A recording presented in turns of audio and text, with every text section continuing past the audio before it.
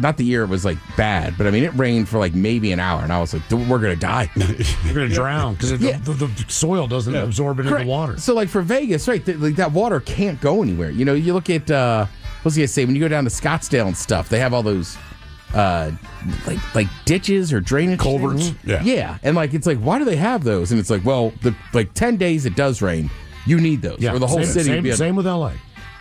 Yeah, LA. I don't know if I can call him a local guy. He's a Washington State guy. Okay. He grew up in Washington State. Same Zach Top. All right, he's a country artist. All right. Very good. Has one of the best breakup songs of all time. He doesn't need her anymore, and he tell her he miss her, but he doesn't lie. Jesus. It's great. For somebody that hasn't been through a breakup in 10 years, I love a breakup song. You're just ready to break up with somebody. Just to play the song. I guess. Look, I just want to be with you so I can break up with you. Yeah, I want this to hit different. This won't last long. Right. Seriously. We're only going to go on 3 or 4 dates, then I'll break up with you. That's the only reason I'm doing this. When it came time for the talent portion of the competition, she chose to sing because that's what she does. And she has her own band, so her guitarist joined her on stage, and then together they performed one of their original songs. And I just want you to hear what she performed.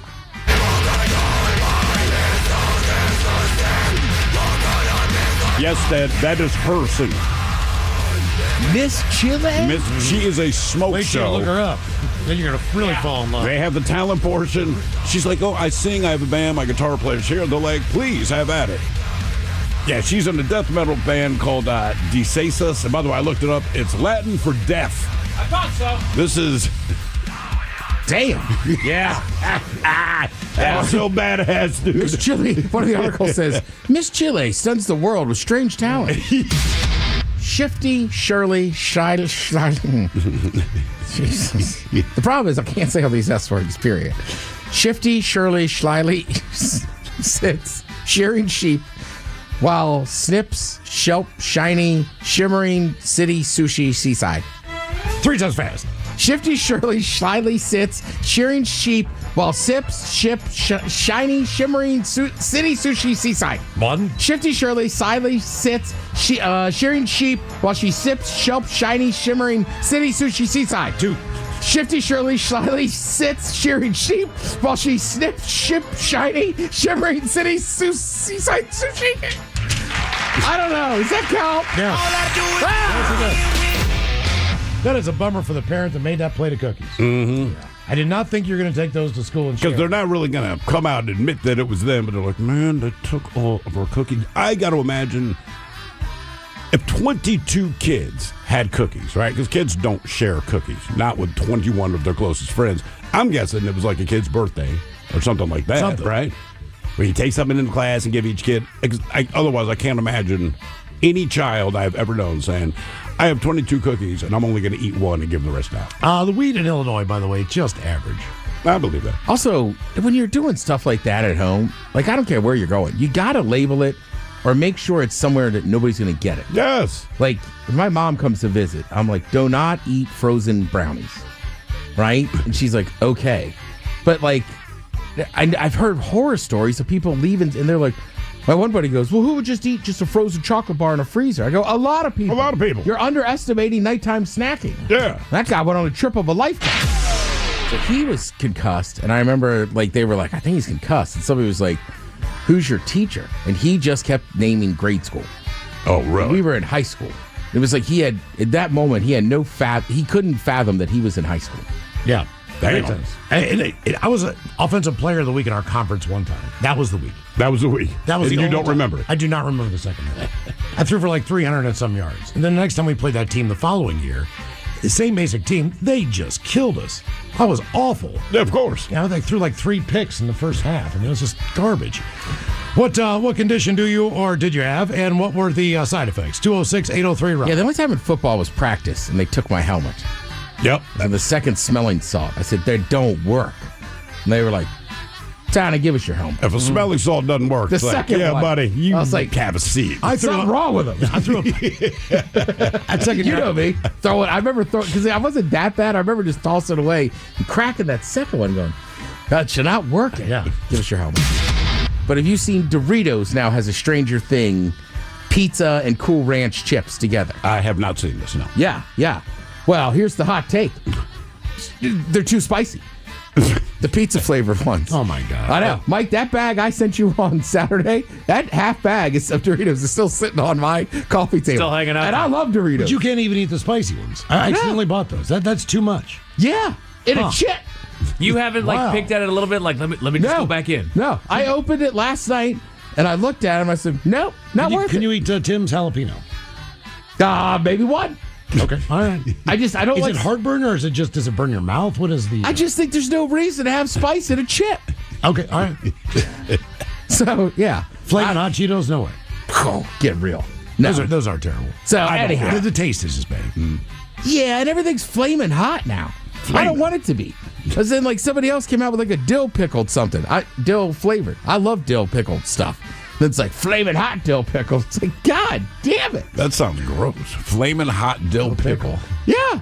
Sounds like a weird, Sounds like a pickup band, line. right? Yeah. It sounds like a penis. The flaming hot Dill Sounds like a pickle penis with an on the main STD. stage at a gay strip club. Right. When you buy a jersey, you're banking on that player being there for a little bit. Oh, yeah. And you never know. I mean, you never know. Cooper DeJean at number 6. Yeah. I mean, come on. He's a white defensive back. Let's go. People are going to buy that jersey.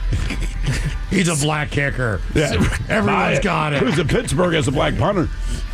Right. It's like, dude, buy that jersey, I should brother. get that jersey. Yeah. Why are you wearing a Steeler jersey? Black punter. Black punter. Woo! I'm looking at you. Just it is what it is, man. Oh, Jason Sehorn, right? 25 years since we had a starting white defensive back. Man, Ted, why did Mickey Mouse become an astronaut? Why? So he could visit Pluto. Oh, nice. That's a start. What does Daisy Duck say when she buys lipstick? What does Daisy Duck say when she buys lipstick? I wish I had lips. On the bill? Put it on my bill. She's a duck, Mike. Where does Captain Hook go to get his hook replaced? Probably a local hooker. The second-hand store. 5. Why did Goofy wear 2 pairs of pants when he played golf? She's 5, so I don't know. Maybe because he might get a hole-in-one. I got more. It's hard. We got to think like a child. Why is Quasimodo great at solving crimes? He always has a hunch. He always has a hunch. Ted, why is Cinderella so bad at soccer? Because she doesn't know how to get to the ball. She's always running away from the ball.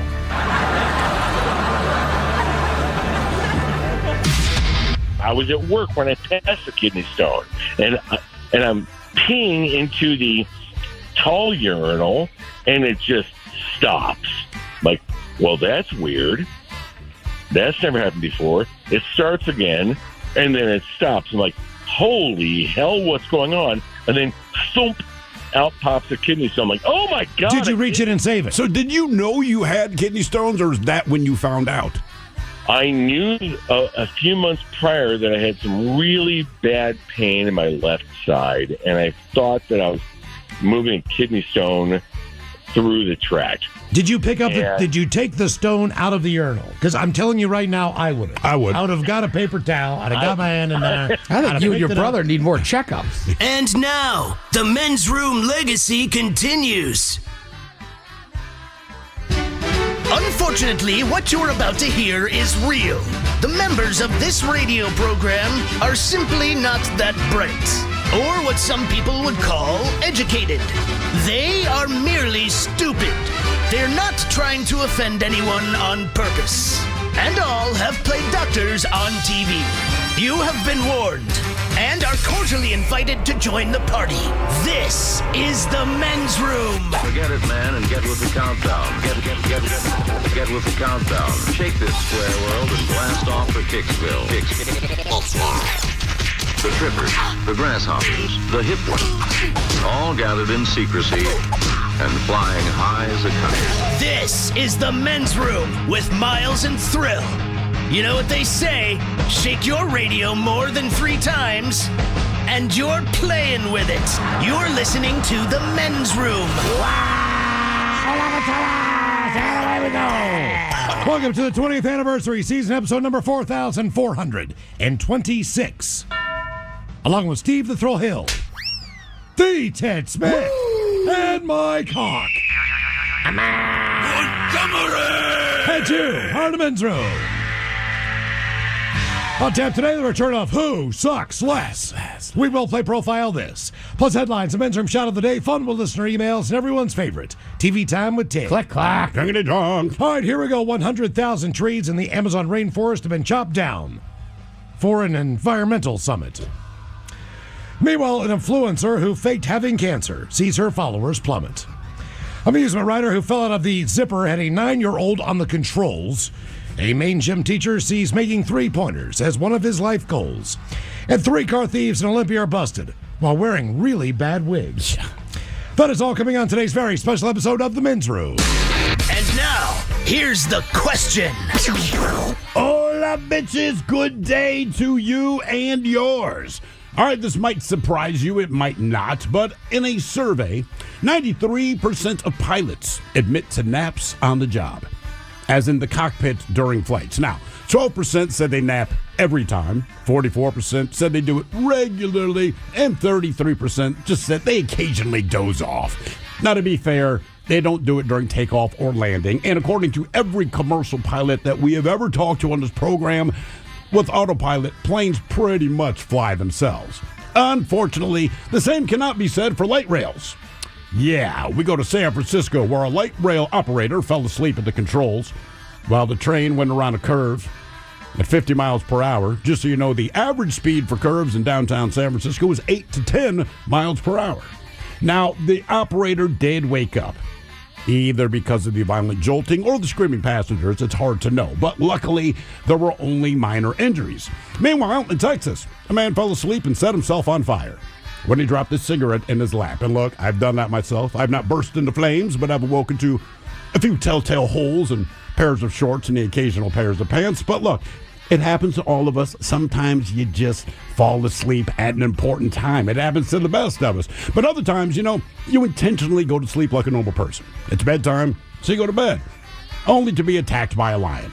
And yes, I admit, that does not happen much, but it doesn't happen never. It happened to a guy in Turkey after a lion escaped from the lion enclosure at the zoo. Yeah, he woke up to getting mauled. He died later at the hospital. But look, there's nothing you can do about sleep. You're going to fall asleep at some point. Even that meth head who's been awake for 15 weeks straight, at some point, they're going to fall asleep. And sometimes when you fall asleep, weird things happen.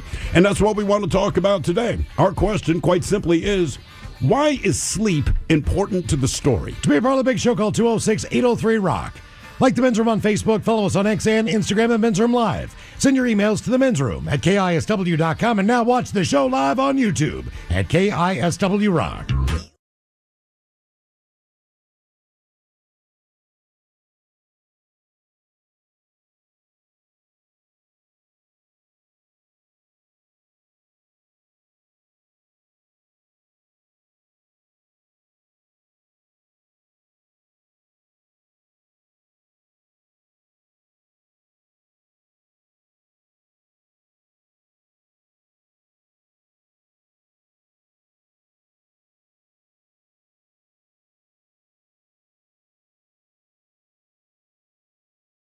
Comes first. So Ted, you'll be taking on Jolene on Ted versus the FCC. Coming up at 4:35. What else do we have for you today? We will drink and toast in the weekend. Then it's Bad Choice Friday time. You know it's Bad Choice Friday. It's Bad Choice Friday. You know it's Bad Choice Friday. Hey man, this is your fault. Jam on! And we're celebrating a National Saxophone Day on a Bad Choice Friday. What are some of your guys' favorite saxophone songs? Do you have any in particular? Saxophone song. Lady in Red? Is there a saxophone in that? I don't know. I did show Mike yesterday. He had not seen this before from the movie Lost Boys. The clip of that oiled up, muscly dude who's rocking out on the sax on stage. Do you remember that scene? Yep, sure. Oh, that was my first thought when brought up saxophone. Okay. Like, you got to see this, Mike. Mike's response was, oh, God. A lot of good Springsteen tunes, obviously. With, Well, with sure. Saxophone. 10th Avenue Freeze Out is a good one. My mother went to school with Clarence Clemens. Back in the 80s, man, there was a saxophone and everything. There I mean, was. Billy Joel songs had saxophones in them. Huey Lewis and the News songs. Did he have a permanent saxophone player in the band? I'm Huey sure Lewis, one of the members News. of the news, Yeah. yes, was a saxophonist. Yeah, but sax was big back then. I mean, the president Clinton played saxophone. That's true. yeah. So you can get ass if you play saxophone. Yes, you can. Everybody so knows today, that. we celebrate two bangers on National Saxophone Day with Wham! I'm never gonna dance again.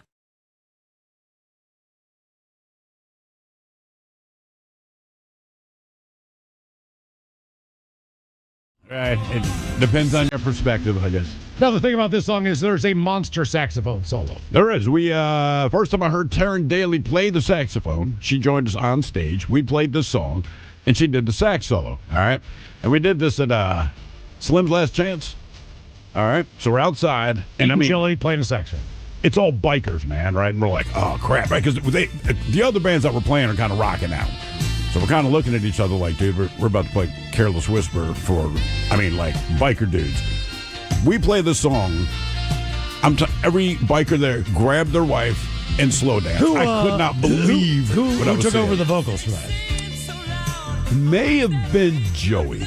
Joey did it? I think so. They're bikers, dude. That's his old lady. Yeah, no, I'm telling you. Every biker grabbed his ball and chain, the battle axe, the old lady, whatever you want to call it, and they were slow dancing. not- I'm like, that's- I will be damned. That's not when you want to cut in on someone.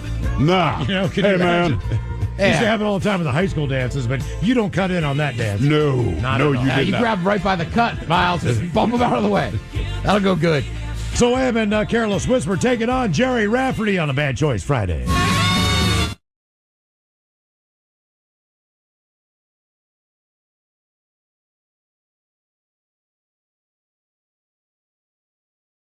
Today, you know where Jerry Rafferty is from? Ireland. Scotland. Scotland. Scottish. He's Scottish. How's he Scottish? How could you be Scottish? Well, okay, I gotta ask. All right. So when you enter the realm of music, all right, all these country guys, even Keith Urban, who's from Australia, Yeah. they have a country twang when they sing. Yeah, because Yeah. he's fake. Well, but every single country singer, for the most part, sings with a country accent. But when you hear most of them speak, there's a little twang in their voice when they're talking Well, to you. they'll So do you that. go, They'll do hey, that whole thing too. Anybody can do it. But this makes sense. But Keith Urban, I'm like, brother, you stop, man. Kenny Chesney lives in the Caribbean. I mean, how does he have a country accent? You're not wrong, but part of it is because that's how that music sounds, so you do it. And then a lot of them spend so much time in Nashville. That's what Zach Top So- said. He's like, I've been in Nashville for 5 years. So And he has a bit of a twang now? So, Yeah. So why do all English, or in this instance, Scottish bands, sing with what I would call an American English accent? There was some scientific explanation for that, right? Because they were like, look, if you take a band or an artist from England, almost universally, when they sing a song, you understand the words clearly, right? But you take someone from the U.S., they sing, for whatever reason, we have a harder time Right. understanding the lyric. It makes no sense. Yeah, and then Jerry Rafferty's a chameleon, because when he was in Steeler's Wheel, the song Stuck in the Middle, he sounds like Bob Dylan. Right. Hands to the left of me, jokers to the right. That's the same freaking guy. But How's nothing that- sounds how's that Scottish. same guy? Here I am, stuck in the middle. And he's Bob Dylan there. No, He can do whatever he wants, dude. It's apparently Jerry so. Rafferty. Jerry Rafferty of Bakersfield. Put some respect on his name. Both of these Jerry songs, by the way, effing Rafferty. covered by rock artists. Foo Fighters did Baker Street. Oh, that's right. And Seether did Careless Whisper. That's great. Vote now if you follow us on X at Men's Room Live. One of those two tunes coming up right after we drink and toast in the weekend with a shot of the day. Okay, so today we're going to talk about conditions. We all have conditions. Oftentimes there are side effects based on these conditions. Like, Ted, we know when you have a gout flare-up only because of the distress on your face, we know you're in pain. It sucks. Every time. Like, I know, you don't even have to say it. I'm like, he's got a gout flare-up. Right. Back to... You could die from high blood pressure. Yes. I take a pill for that. But I'll tell you what. Sometimes it runs low. You're almost out. It's like, it'll be all right for a couple days. That allopurinol that keeps off the gout. Lifesaver? Eat as many crabs you want? You're never going to see me without that one. Does it have any side effects? Is there any trade-off? Like, when you watch these late-night commercials and they whatever fake-ass disease they've come up with and they're going to sell you this product, like, when you listen to the length of the side effects, I'm like, I think I would rather just have the condition than risk any of the things that you're saying I might have. Well, a lot of things do have side effects. So Yeah. if you have any kind of allergy to something, the side effects are maybe you'll break out into hives, your throat could swell up, all these different things. I talked about having LASIK in 1997. Yeah. So there are times, if I am driving, where street lights and other brighter lights, People. they basically have a halo around them. Thank you.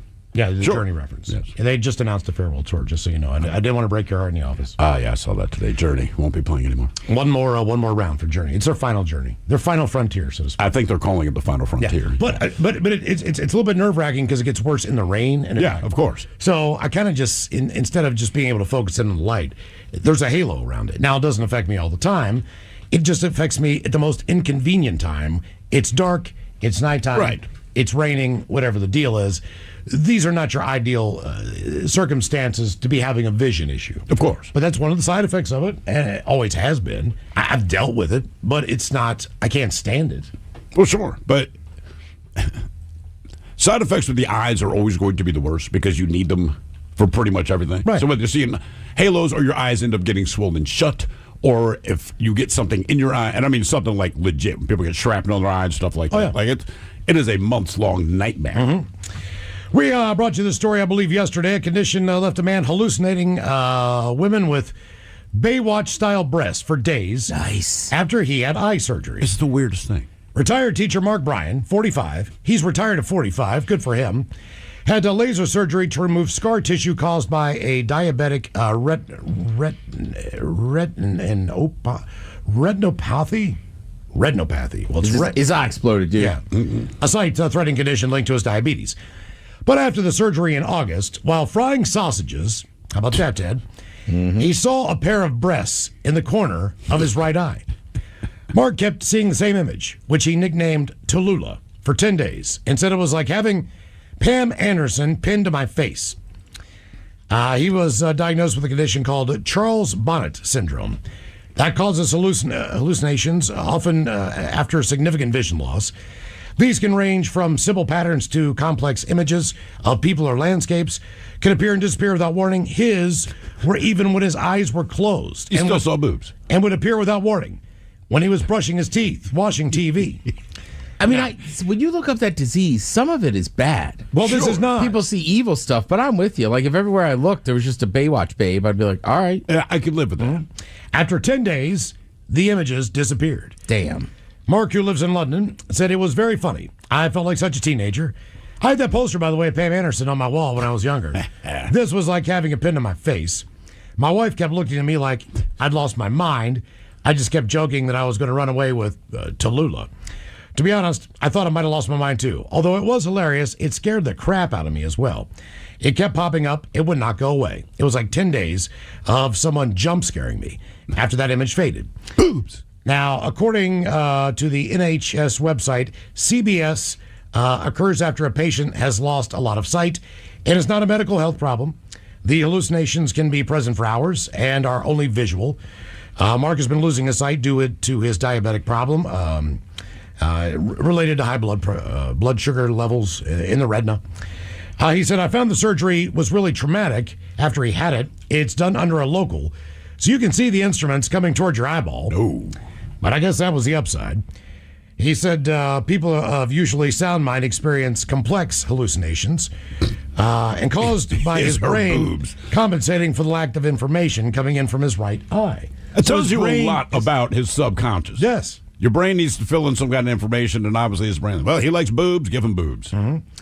Red-faced Mark said the bubble wobbled about because they had to put like an air bubble in his eye for the retina to heal, which made the boobs very animated. Much to the dismay of his wife, April. After 2 days, Mark wouldn't leave the house. As the breasts became more superimposed on people he saw while out in local shops, and in particular at a Burger King. He later learned from an optician that the unusual hallucinations were caused by CBS. He added he could only make the image, which would make him jump up to 20 times a day, to go away by concentrating intensely on something or by swearing loudly. Really?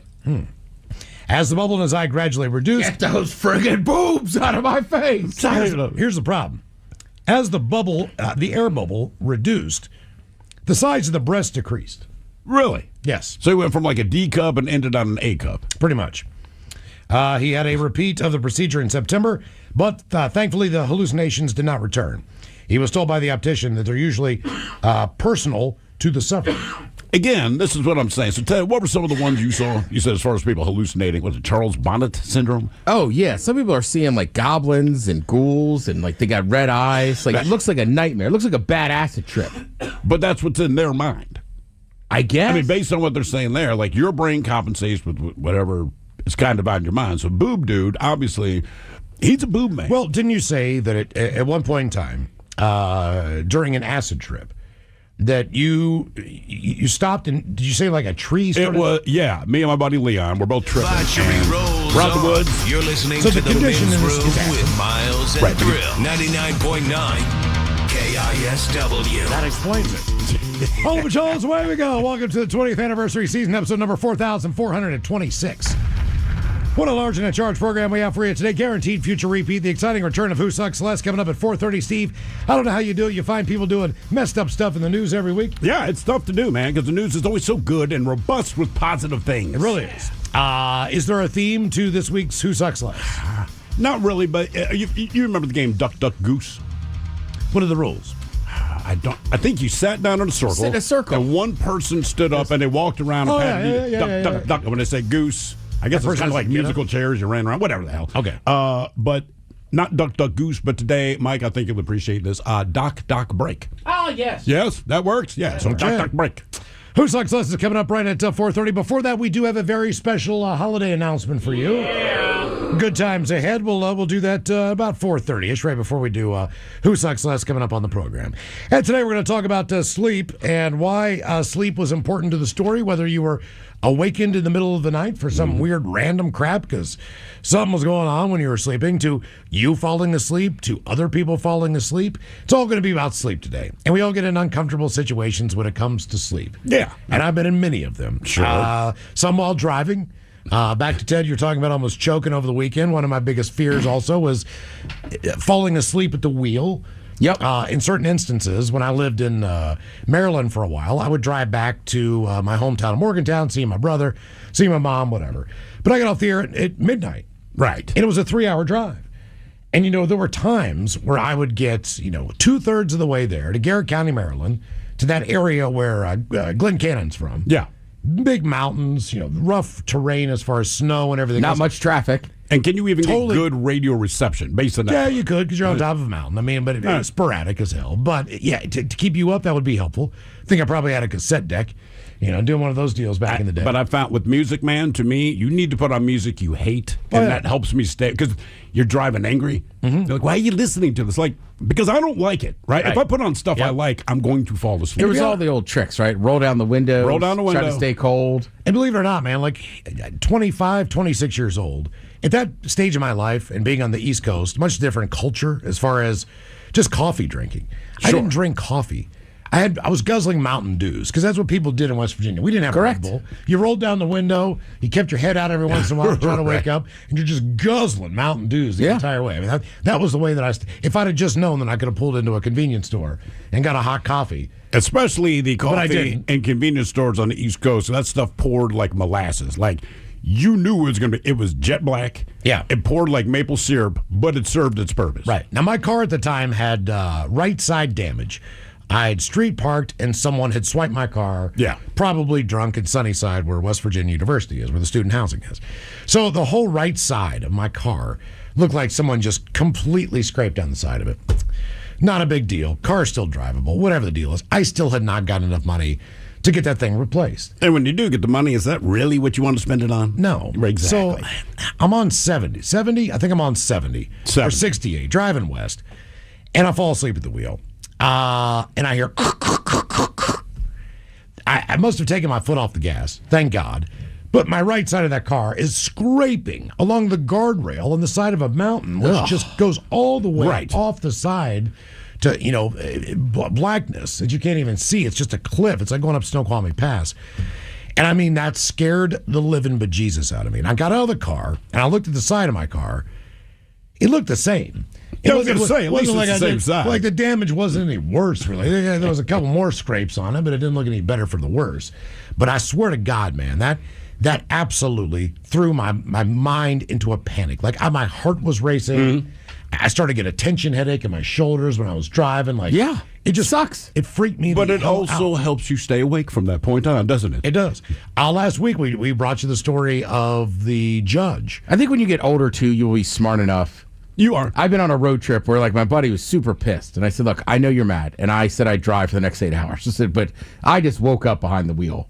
Oh. I think I dozed off for like 2 seconds. I said, either you have to drive, or we've got to stop for like an hour. It's terrifying. To take a nap. It's absolutely terrifying. I've done some other dumb stuff where I've fallen asleep before.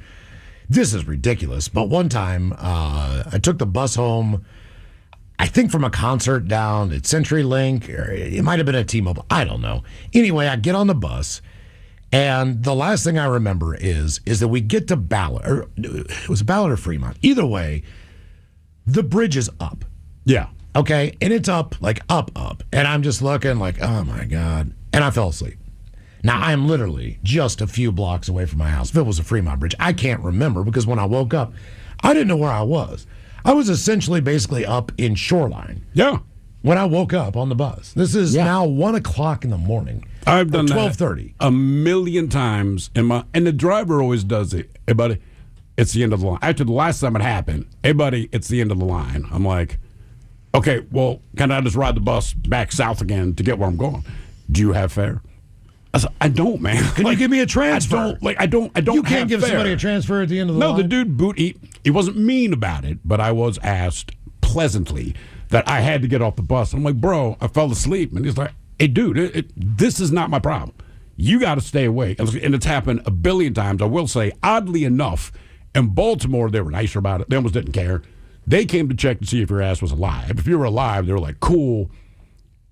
I'm going to head back. Just make sure you stay awake and get off at your stop. I'm like, okay. In Seattle, the few times it's happened, they're like, nope, won't do it. Hey, look, I did it a few times on the light rail, but Northgate used to be the last stop. So they harm, would no just foul. wake you up and go, hey, you got to get off. Like, no sweat. I got to get off here anyhow. Well, Now Now, brother, you're in yeah. Linwood. Right. That would be a problem. They say there's so much unnecessary stress in transportation from going to point A to point B. Light rail seems like it'd be smoother than doing a lot of things.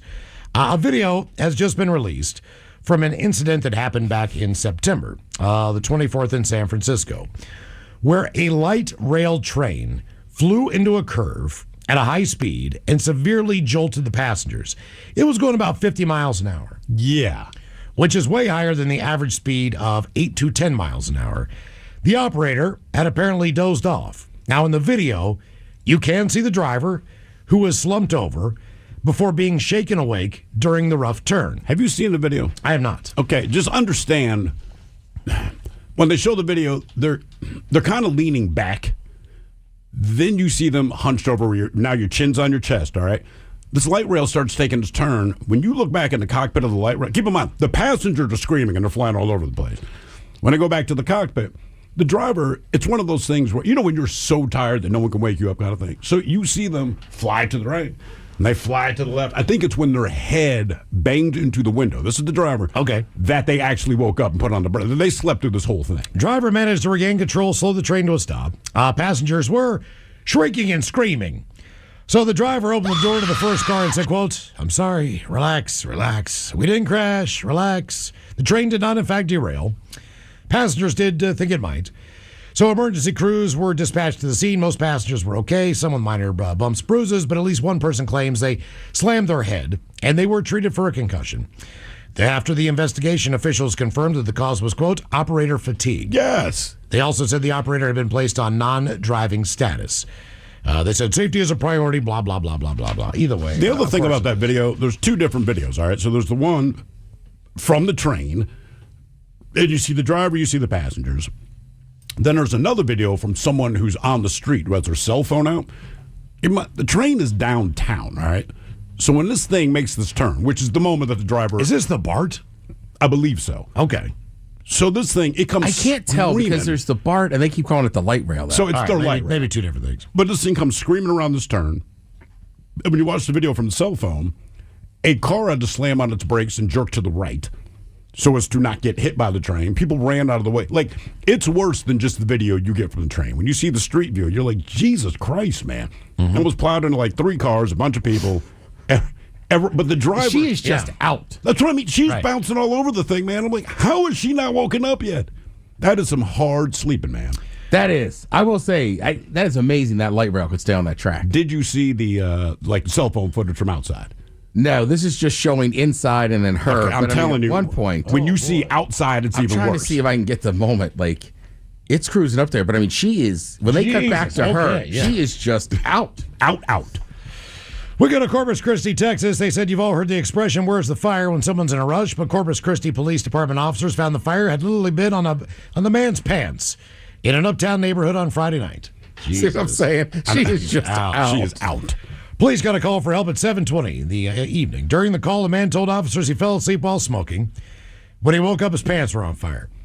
They said they found the man in South Staples Street with injuries to his groin area. Yeah. He was taken to a local hospital for treatment. There's no word on his condition, which reminds me of a time. And Ted, you were somewhat involved on this that night. We've told the story before. I've only tried OxyContin one time. Yeah. In my life. We were in Baltimore. And one of the guys we worked with, I traded him for some weed. And he, believe me, this guy was one of those guys who could do oxys all day long. He could not do weed. He could not smoke weed to the point. At one point, I can't remember if it was that if he called or it was the next day at work, but he said he sat through like 3 red light cycles. Yeah, Well, people honking at him somewhere downtown. I don't know if he got just zoned out, passed out, whatever.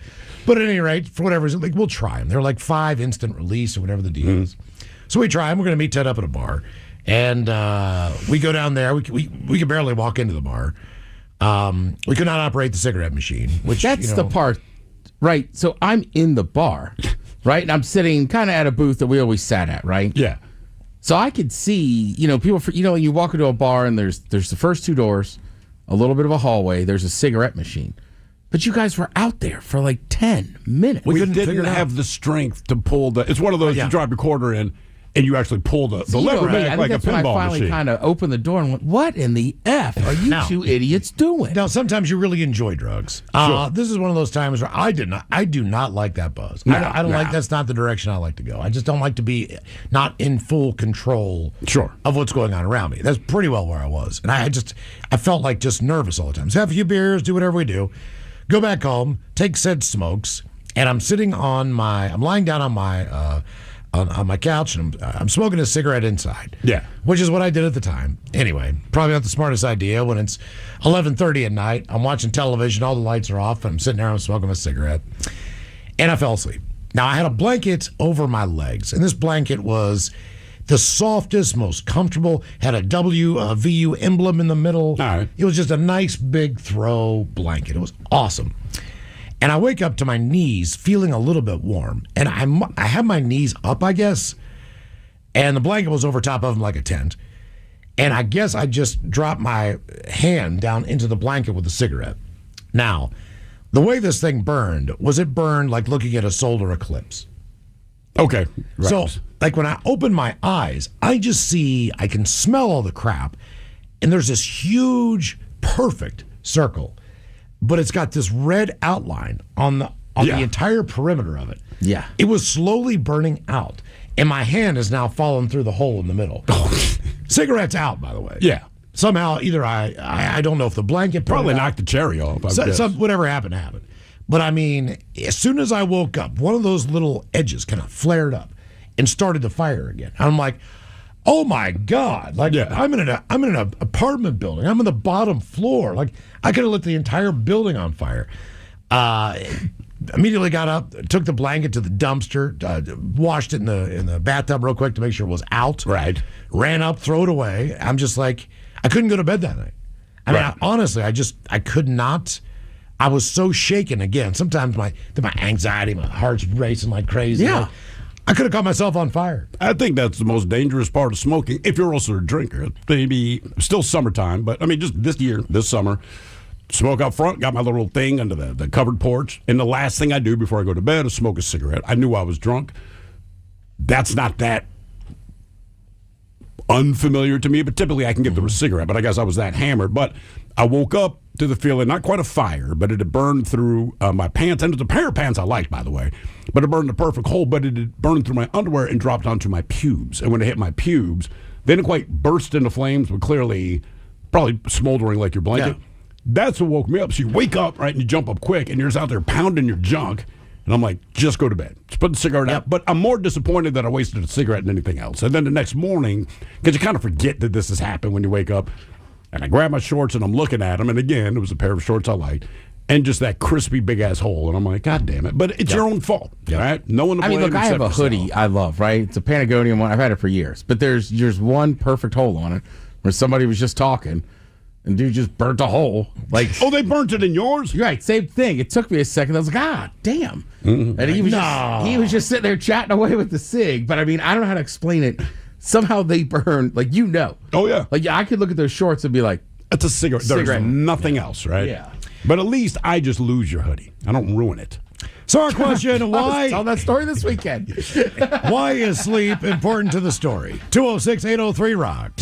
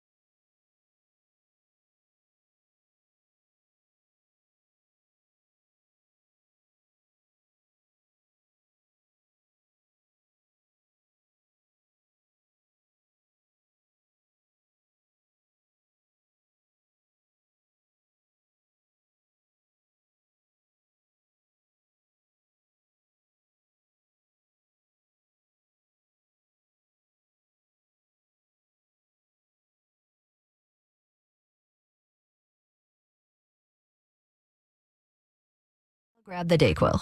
Undo your flu symptoms with DayQuil Intense Flu. DayQuil Intense Flu provides powerful relief of your flu symptoms. I'm ready for that.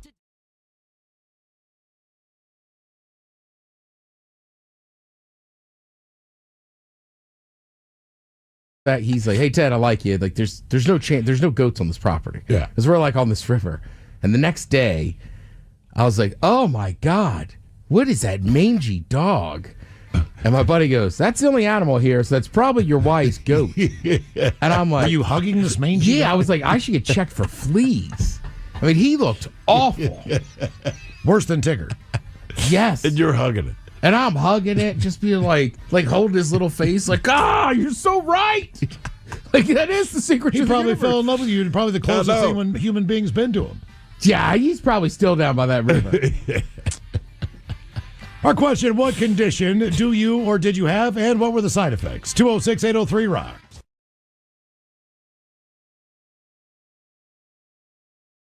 Now, let me ask you this. So you said, like, if it's a dislocated finger or something like that, something that's an injury, you see it, you pass out. So what about, not to call anyone out, but every once in a while, I will see a nice young woman walking down the street in the summertime and open-toed shoes, and she has hammer toes, right? They're not broken. They just look broken. Would that drop you as well? No, that's just gross. Yeah, no. They are. Is it more the sight of blood? Yeah, it's more so the side of blood. I got my nose pierced when I was like 16, and it triggered it. Apparently, like adrenaline rush can also do it. I love roller coasters, so I don't like faint with that kind of adrenaline. But pain, adrenaline from pain, that sort of stuff, 100%. Yeah, I'm out. Like, now, what are the things at the dentist? Yeah. What do you actively try to avoid? Like, I would imagine. You can't watch any sports because an injury will probably happen, and they're going to show it in slow-mo. You're certainly not going to watch boxing or MMA, anything like that. So what are the things that you avoid knowing that you might pass out if you walk into this building or something like that? Yeah, I'm not really watching UFC fights and MMA. My husband watches it a lot, but I don't really, pay too much attention. I do like sports, but yeah, when there's some guy lifts his leg up and is flopping around, I'm out. I'm looking away. Do you have time to sit down, before you would pass out or faint? Generally, yes. Generally, there's a few signs. Like my teeth, this is really weird. My teeth kind of get tingly a little bit. My fingers and toes get tingly. My heart races. And then, I start kind of getting that tunnel vision, and I know something's happening. And this, another thing I avoid, and this is kind of weird. It's a correlation. It's a trigger for me is if I have too much dairy, right? Like anybody, you're going to shit your brains out. Oh, hang on. Once again, Metro Colors, here are the 7 words you can't say on the radio. Train of thought. Come on. Sucker, mother, and please keep those words in mind when calling. Now, back to the program. I'm so sorry. That's okay. That's okay. Yes, we will poop our brains out. I don't think it would affect anyone if they heard it, but for some reason, it's still not a word you can say. Because that's exactly how people say it. But right. However, so when that happens for me, you call it the bubble guts, right? You get the sweats and stuff. Sure. That's a trigger for me, bro. I've had to grab my bathtub so I don't pass out. From bubble guts? Yes. The most random triggers. That's kind of funny. Sorry, man. Allison, what's the condition called again? Vasovagal reflex. How much of the population has that? Do you know? Is this a common thing, or do you have a very unique amount thing? Of people. Yeah, I worked with a buddy. He got a pass on all the sex education classes because he can't listen to that, and he just shuts down and faints. So people have different triggers with it. Okay. At what age did you figure out that you have the condition? 16, the day I got my nose pierced, I passed out. So I woke up, my dad and the piercer was looking at me. I was so confused. And they said, "Oh, this is normal. This happens all the time." Got my first tattoo, passed out. So was that the first time it happened when you were 16, or that's the first time you guys pieced together? Okay, so it started at 16. You didn't have a problem before. Were you always squeamish about blood? Yeah. Okay, and now it's just to the point you pass. All right, so I have this question, which is immensely personal, but I have to know. So if blood is a trigger and you are a woman and you have a period, does that affect you, or is it okay if it's your own blood due to a natural process? It's manageable. I try to not look at it too much. If I do concentrate on it too much or something's going on, it will kind of trigger and I get woozy. But if I get a normal cut on myself and stuff, I do get woozy. I slice my finger with a knife, you run it underwater, it kind of stings a little bit. That pain triggers it and will kind of make me feel that woozy. I don't always pass out every single time. But enough that you have a condition. It's just crazy. Yeah. I've never met a woman who loves having a period, but I've never met a woman who also is squeamish about blood to the point they'll faint and have a period. Mm-hmm. Yeah. That just seems like a setup to be miserable. Yeah. That's wild. Pretty crazy. Okay. Wow. Steve, you ever had a concussion? I don't know. I don't think so. Okay. Maybe when I was younger or a kid or something like that. I've had my bell rung a few times, but certainly from teens until now, I do not believe I've ever had a concussion. A concussion is one of those things where when you have them, you don't know you. That's why I'm not sure if I've had a concussion. Some people know they've had them, but that's after a few days. I was going to say, I feel like people that know they have a concussion have had a concussion before. Well, if you've had a concussion, you don't really, in the moment, you don't understand that you're concussed. You're not exactly sure what's going on. It depends on the concussion as or well. the severity, maybe. The ones that I've had, I wasn't exactly sure that I had them. Right. And I did things. I just did not realize that I could not. Your bank doesn't store the memories. So what tips you off that if it had been a couple of days, like what tips you off that, hey man, I have a concussion? Okay, so one high school football game, I got a concussion right before halftime, and so Saturday I just had this awful headache, like I couldn't open up, like a migraine. Yeah, I couldn't open the blinds up. Light was really, anytime I looked into the light, there was this piercing pain in my eyes and my head. Loud noises, all those things I just kind of needed to stay away from. So I just laid in my bed. I didn't feel good. I really just thought I had a tremendous.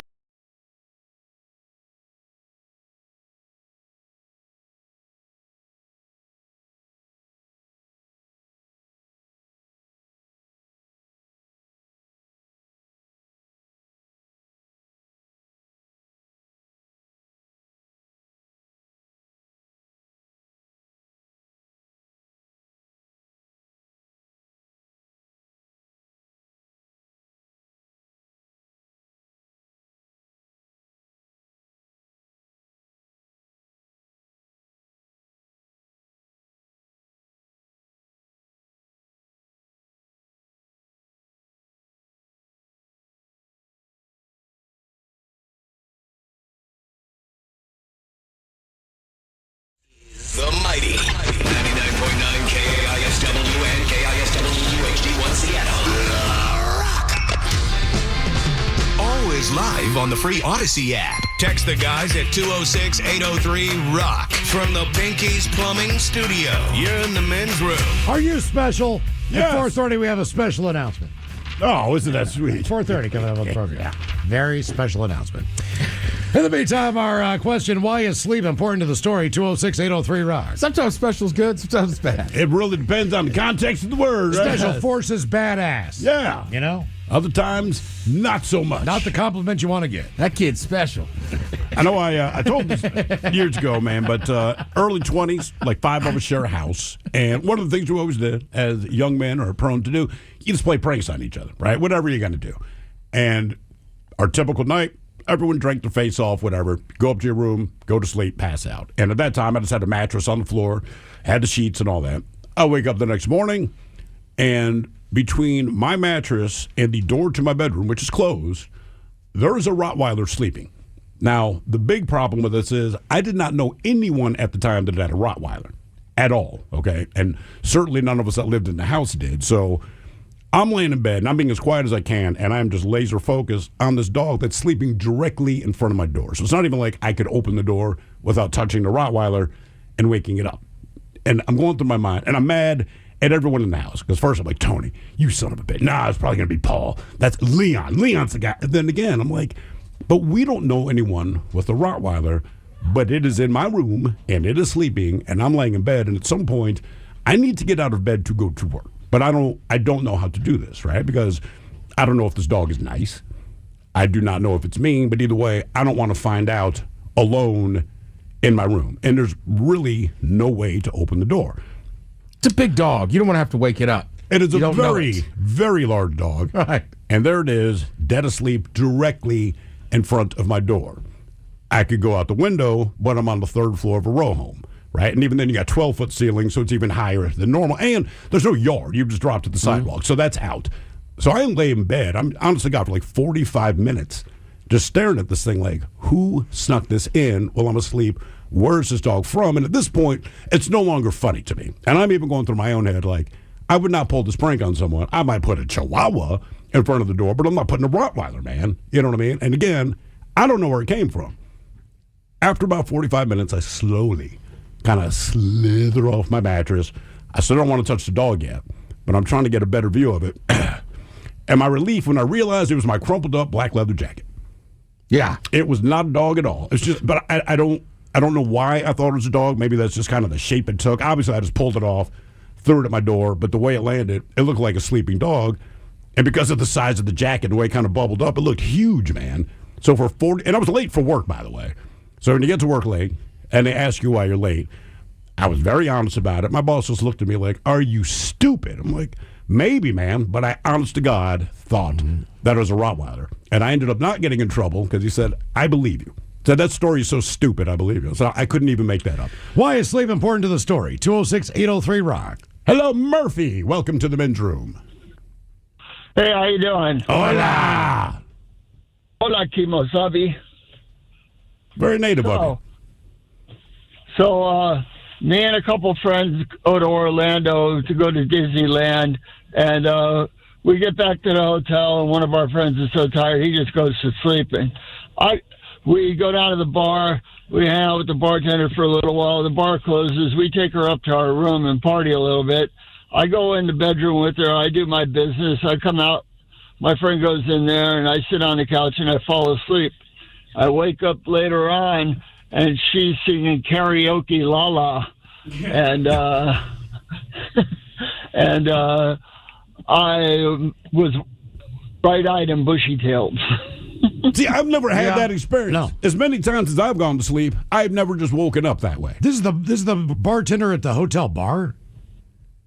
Yes, she was. Yeah. Nice. What kind of magical power do you possess? Right. I'm trying because like dudes probably hit on her all the time from out of town. What was your game that happened? Well, when I was 23, I got laid a lot. They said I looked like Peter Frampton.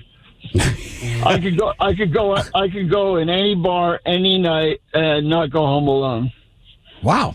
Lucky you. All right. Do people say you look like Peter Frampton?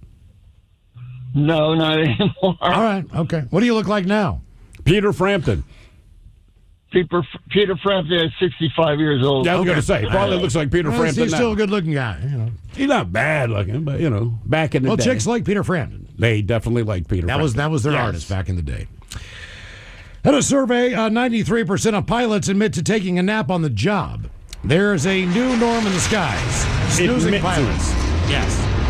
A survey in the German Pilot Union revealed that nearly all participating German pilots have dozed off during flights in recent months. Yeah, I go to sleep now. A habit the union calls a worrying reality amid mounting fatigue in the aviation industry.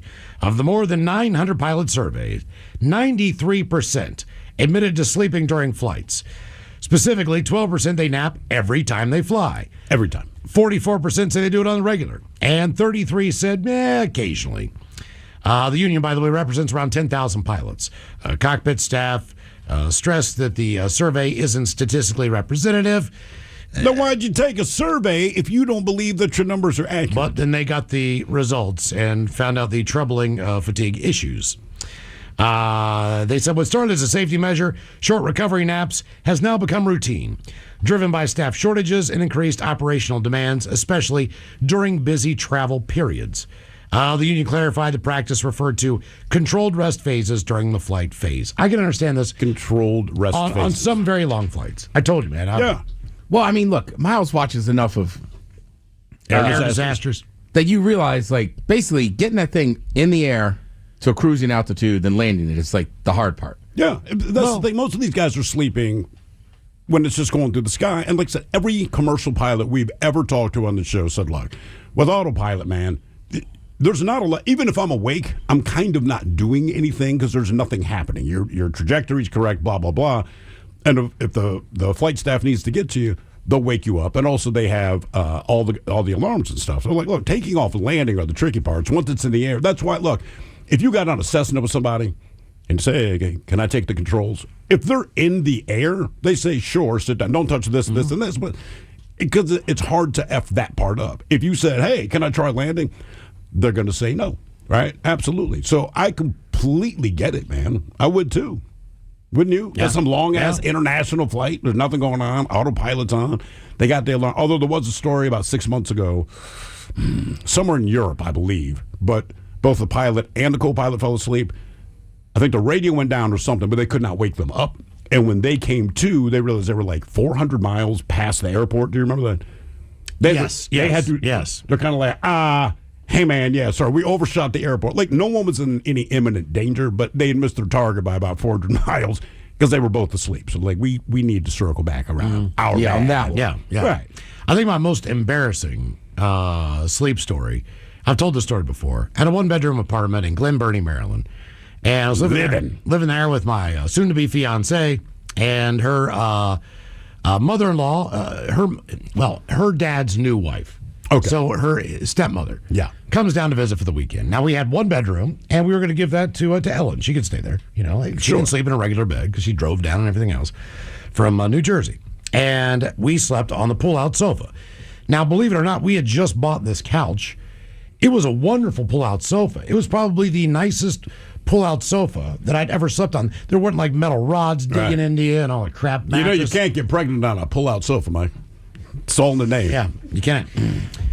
But fall asleep in the living room because that's where this thing was. That's what Vance worked with. Yeah. He's just like, hey, we're cool. It's pull-out. Now, I get up in the middle of the night. I don't know what time it is. Have to use the bathroom and walk into the bathroom, take a pee, whatever, come back out. Do what I normally do, which is walk into my bedroom to go back to sleep. Yeah.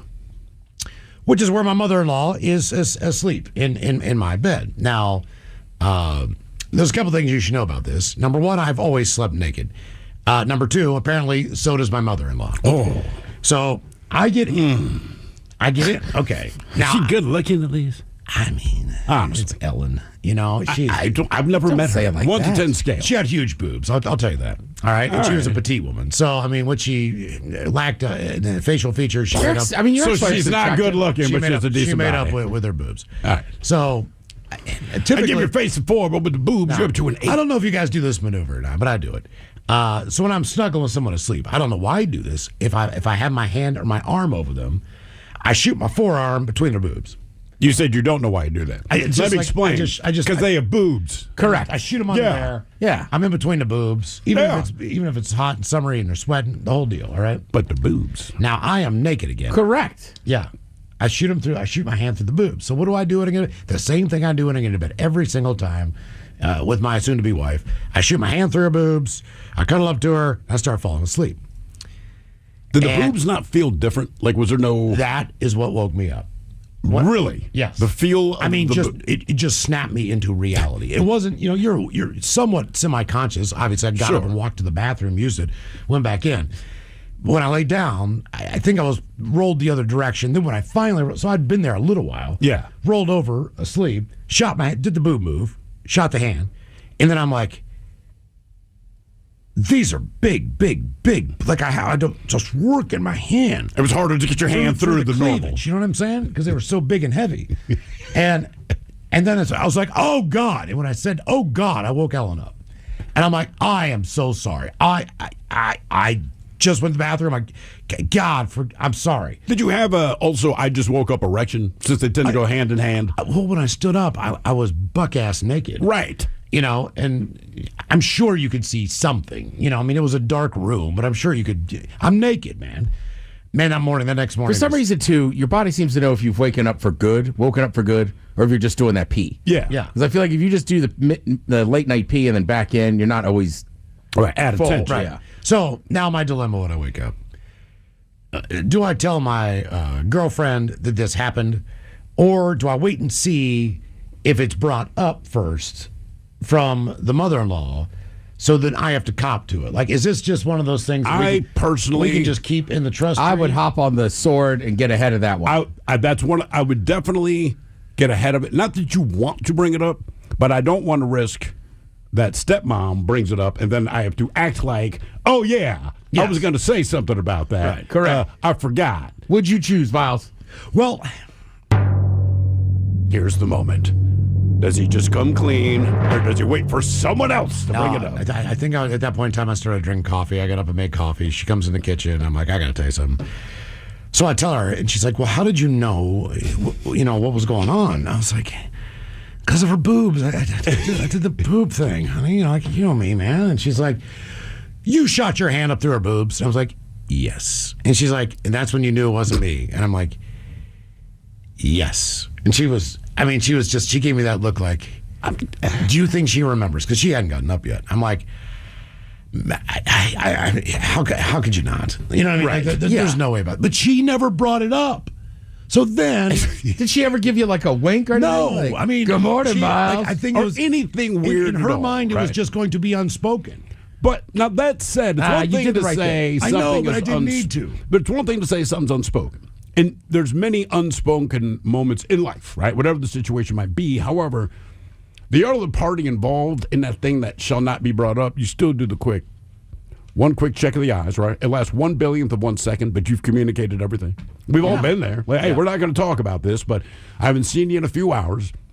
We know it's on both of our minds. We know we're not going to bring up whatever it might be, but there's always at least one look. Did you even get the look? Just over the coffee mug. Just that one quick glance that says, I remember what happened last night. No. Really?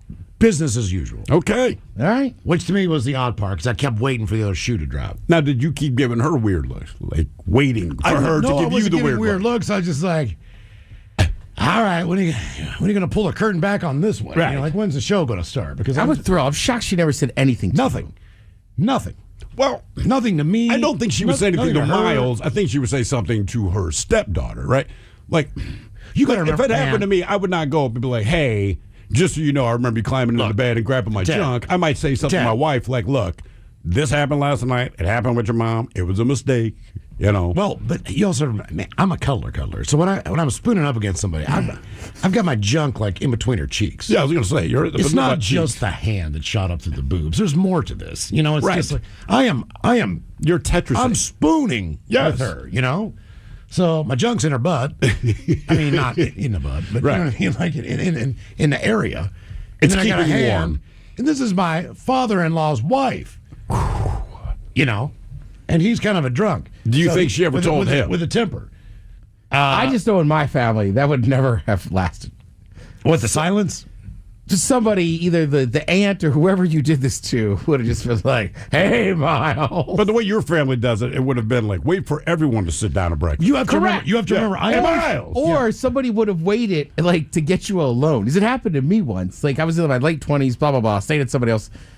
But like it was like a month later, and her mother looked at me and was like, "You can hear a lot of things upstairs." Oh, I knew. what did you do? We clearly had sex upstairs. Yeah. Oh, okay. And thinking that they had noticed. And the mother didn't bring it up that day. or Sure. like it was like a month or two later, and we was just me and her in her kitchen, and I was like, "That's weird. I didn't know you could hear so much." And she just kind of went, "You can hear a lot of things up there." And I was like, "All right." Oh, it was just the two of you. Yeah. Oh, So does that it's- make it better or worse? Would it be better also- if the girl were there? She kind of like, okay. Maybe if I was officially invited into the Smiths. At that point in time, I was not married. Yeah, that's a good point. To my wife. So Right. maybe I'm just a guy that, you know what I mean, won't be there in the family. But did you think about it every time you saw her after that?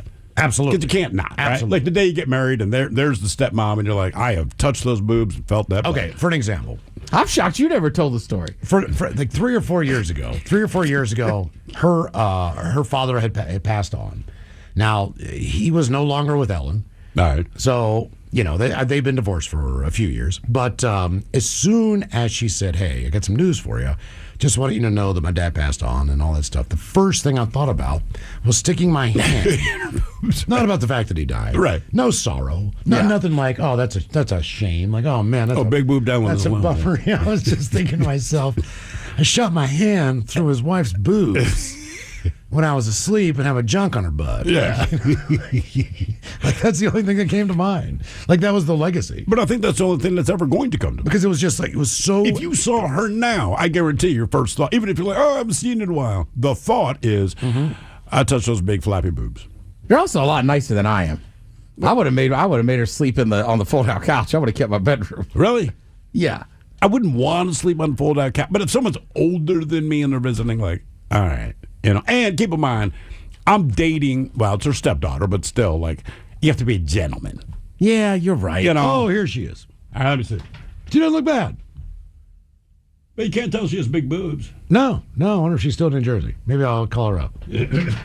Hey, it's me, Camden, Miles. yeah, Rutgers, yeah. There she Ah. is. Yeah, still there. I mean, she's not ugly. She's blonde, big She's boobs. not. She's fine. Yeah. Just Well, you dated her daughter. no, I know. You married her Stepdaughter. daughter. Yeah, stepdaughter. But Stepdaughter, still. yeah. Like, I don't know about that one. Do you feel anything on the front side?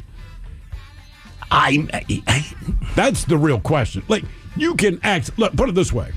I've met a lot of women in my life. Maybe they went braless that day, whatever, but they lean over, you see the boobs. You chuckle about that. But I feel like if my hand touched the mossy cottage, my hand touched Oh, the I didn't good know. I stuff, didn't go in the front. That's no. a different. No. Okay, you're doing it wrong. No, I'll just. Yeah, you're going for the boobs. Huh? Why is sleep important to the story? 206-803 rocks.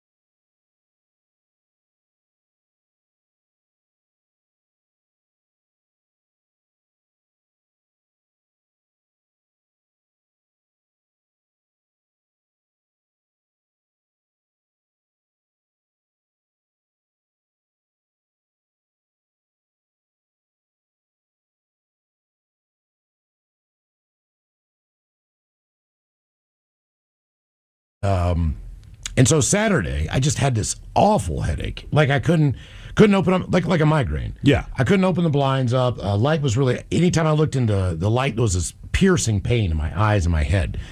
Loud noises, all those things I just kind of needed to stay away from.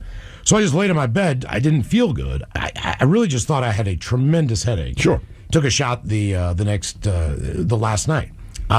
Sunday, the same difference. Just did not feel right, but it was slowly, gradually getting better. I thought, I got my bell rung. I'm sick. Sure. Something's going on. And then Monday, in film, I was on fire in the second half. I don't remember any of it. I mean, I was almost perfect. I was almost Sam Darnold. So you played better for a half with a head injury. I don't remember. In every read I made was right. Every throw I had was perfect. Yeah, you weren't Everything- thinking. I wasn't. I Right, was exactly. I was You're just training. playing the game. I knew the read I had to make. If that wasn't open, I knew my second read. I was like the coach was like, in the second half, I didn't even tell my coach. I didn't say, Coach Kelly, I didn't want him to know that I got concussed because then I might not be able to play on Friday night. Right. The next week. So I didn't tell him. But I'm just watching this. He's like, Sounds like the average athlete. You Yeah. okay? I'm all right. I feel like back then, unfortunately, they would have let you. They absolutely They probably would. would have. And being a kid, you're invincible. Sure. But to watch the film and go, I don't know who this person is. Like I don't remember any of this. Yeah. I mean, it's me. It's my movements. It's like I was scrambling. I was running. I mean, I wasn't a running quarterback. But I that's was part of doing the all kinds reason of that crap. Troy Aikman ended up retiring from football. I want to say he got concussed like 8 times that they know of, all right? But on one of the last ones, he said he was in the hospital, after LeVar the game. Arrington cleaned his closet. And, there's like nurses walk in and out, doctors that come in and check on. And he's like, there's this particularly nice nurse that walked in and basically just hung out longer than most nurses would. So finally, Troy just said, ma'am, no offense, but who are you? She's like, Troy, I am your mother. Yeah. And he said, that's when I made the Yeah. decision. Yeah. I'm going to walk away from the sport when I don't recognize my own mother. I was I saw a kid once. Sorry, Miles. I saw a kid.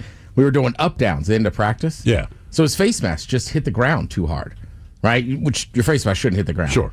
So he was concussed, and I remember they were like, I think he's concussed, and somebody was like, "Who's your teacher?" And he just kept naming grade school. Oh, really? We were in high school. It was like he had at that moment he had no he couldn't fathom that he was in high school. Yeah. That Damn. makes sense. I was an offensive player of the week in our conference one time. That was the week. That was the week. That was and the you only don't time. remember it. I do not remember the second half. I threw for like 300 and some yards. And then the next time we played that team the following year, same basic team, they just killed us. I was awful. Yeah, of course. They threw like 3 picks in the first half. I mean, it was just garbage. What condition do you or did you have, and what were the side effects? 206-803-ROCK. Yeah, the only time in football was practice, and they took my helmet. Yep. And the second smelling salt. I said, they don't work. And they were like, Trying to give us your helmet. If a smelling salt doesn't work, The it's like, second yeah, one. buddy, you I was like, have a seat. Something wrong with him. I threw a second. You know me. Throw it. I remember throwing because I wasn't that bad. I remember just tossing it away and cracking that second one, going, "God, you're not working." Yeah. Give us your helmet. I threw a pass so bad the opposing quarterback who was playing strong safety picked me off and ran it in the end zone. The quarterback. The damn quarterback picked me off. Hello, Jason. Welcome to the men's room. Hola, bitches. Hola.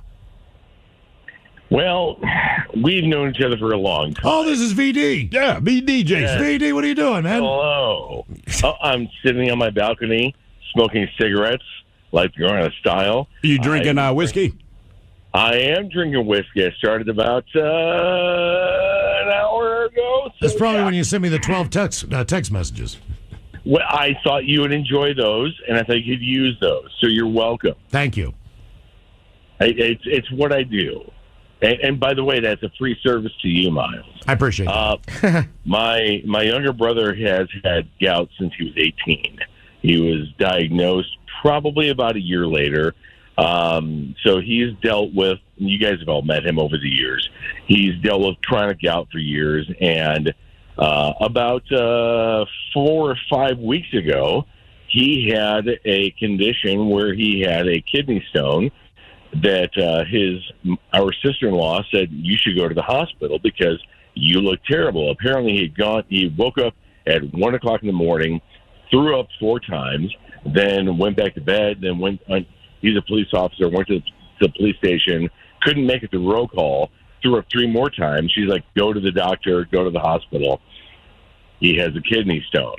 Not only does he have a kidney stone, he has a kidney infection associated with kidney stone. So he's been on gout medication since he was 18. He's now 49. Ted, note to you, because we've talked about this, he's on allopurinol. He's taken all of the other gout medications over the years. But the one thing that is associated with allopurinol and gout medication is that it does harm, as you can imagine, to other organs in the body while it is reducing the uric acid that your body doesn't process. So it results in kidney stones and possibly kidney infections and kidney failure. It results in gallbladder stones and gallbladder failure. Is there any difference between kidney stones and gallbladder stones other than their location? Or are they the same thing? I don't know that, other than the fact that I know they're more painful depending on the size of the stone. So, but as a result of all of this, when he was in the hospital with the blood work that they did, they found out that he has scarring on the liver.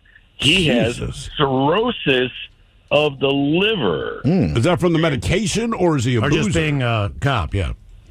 It's from the medication.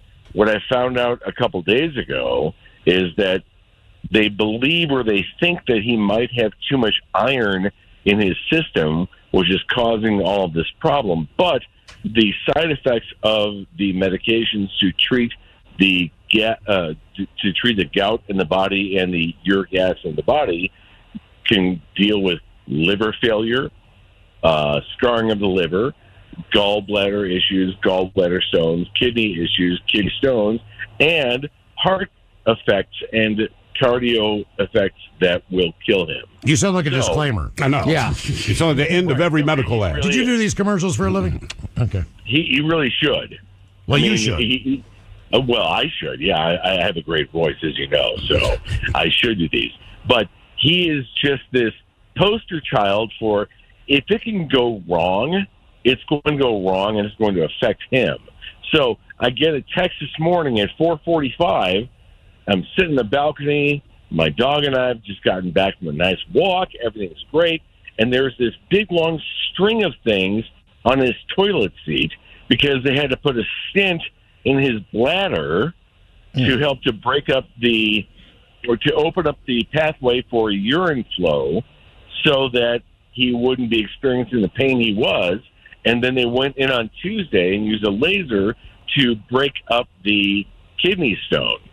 So then this morning, he decided that he was going to pull this stent out because they had a stent in his bladder, and they attached basically, being very rudimentary, a fishing line to his bladder, to the stent, to, if he decided to, once they broke up the kidney stone, he could pull the stent out himself, which he did, and sent me a picture. All right. Jesus. You got to see your brother's week. The shenanigans continue. Well, no, I don't This see is the the- men's room with Miles and Thrill. Man was arrested after breaking into a Tulsa home and falling asleep on her couch. Tulsa police responded to a home for a burglary in progress around 11 o'clock at night. A woman called 911 saying there was a man she didn't know sleeping on her couch. So she locked herself and her 3 kids in a bedroom until officers arrived. Police identified the man as Tracy Davis, who was still sleeping when police arrived. Footage shows Davis trying to get in the house through several doors before entering through the back door of the home. Davis told police he wasn't sure how he got into the house, and he didn't know what he was doing there. He was arrested for breaking and entering and possession of drug paraphernalia. Now, one thing I have noticed, most of the time, as far as drinking culture goes, here in the United States, people might get arrested, they might get shot at, they might get tased, and everything else. When these stories happen in Canada, in England, of somebody drunk and staggering home, typically either they end up talking in the morning or they get fed breakfast. Because typically get they're on their hammered. way. Correct. Yeah. And it's a complete misunderstanding, obviously. Nothing has been stolen. Nothing has been disturbed in the home. They just get up. There's some dude passed out on the couch, you know? Our question, why is sleep important to the story? 206-803-ROCK. I mean, I think it makes a difference, too, if something, like, I don't know. Like, I've had it happen to me in my apartment because they kind of look the same. All right. Nobody was asleep, but somebody just clearly was at the wrong door and just walked in. All right. Okay. You kind of go, all right. But I think for people that live, even like when you live in single family homes and there's separation and stuff, I think you're just much more on guard. That that makes a lot of sense. Like, dude, this is my house. You're right. An apartment, maybe you got the wrong door. The house, right? Or like even like a row house or a lot of England stuff. Those houses are all stuck together and they're right there. So it's like and they do look a lot alike. It's fathomable how like this dude just did that.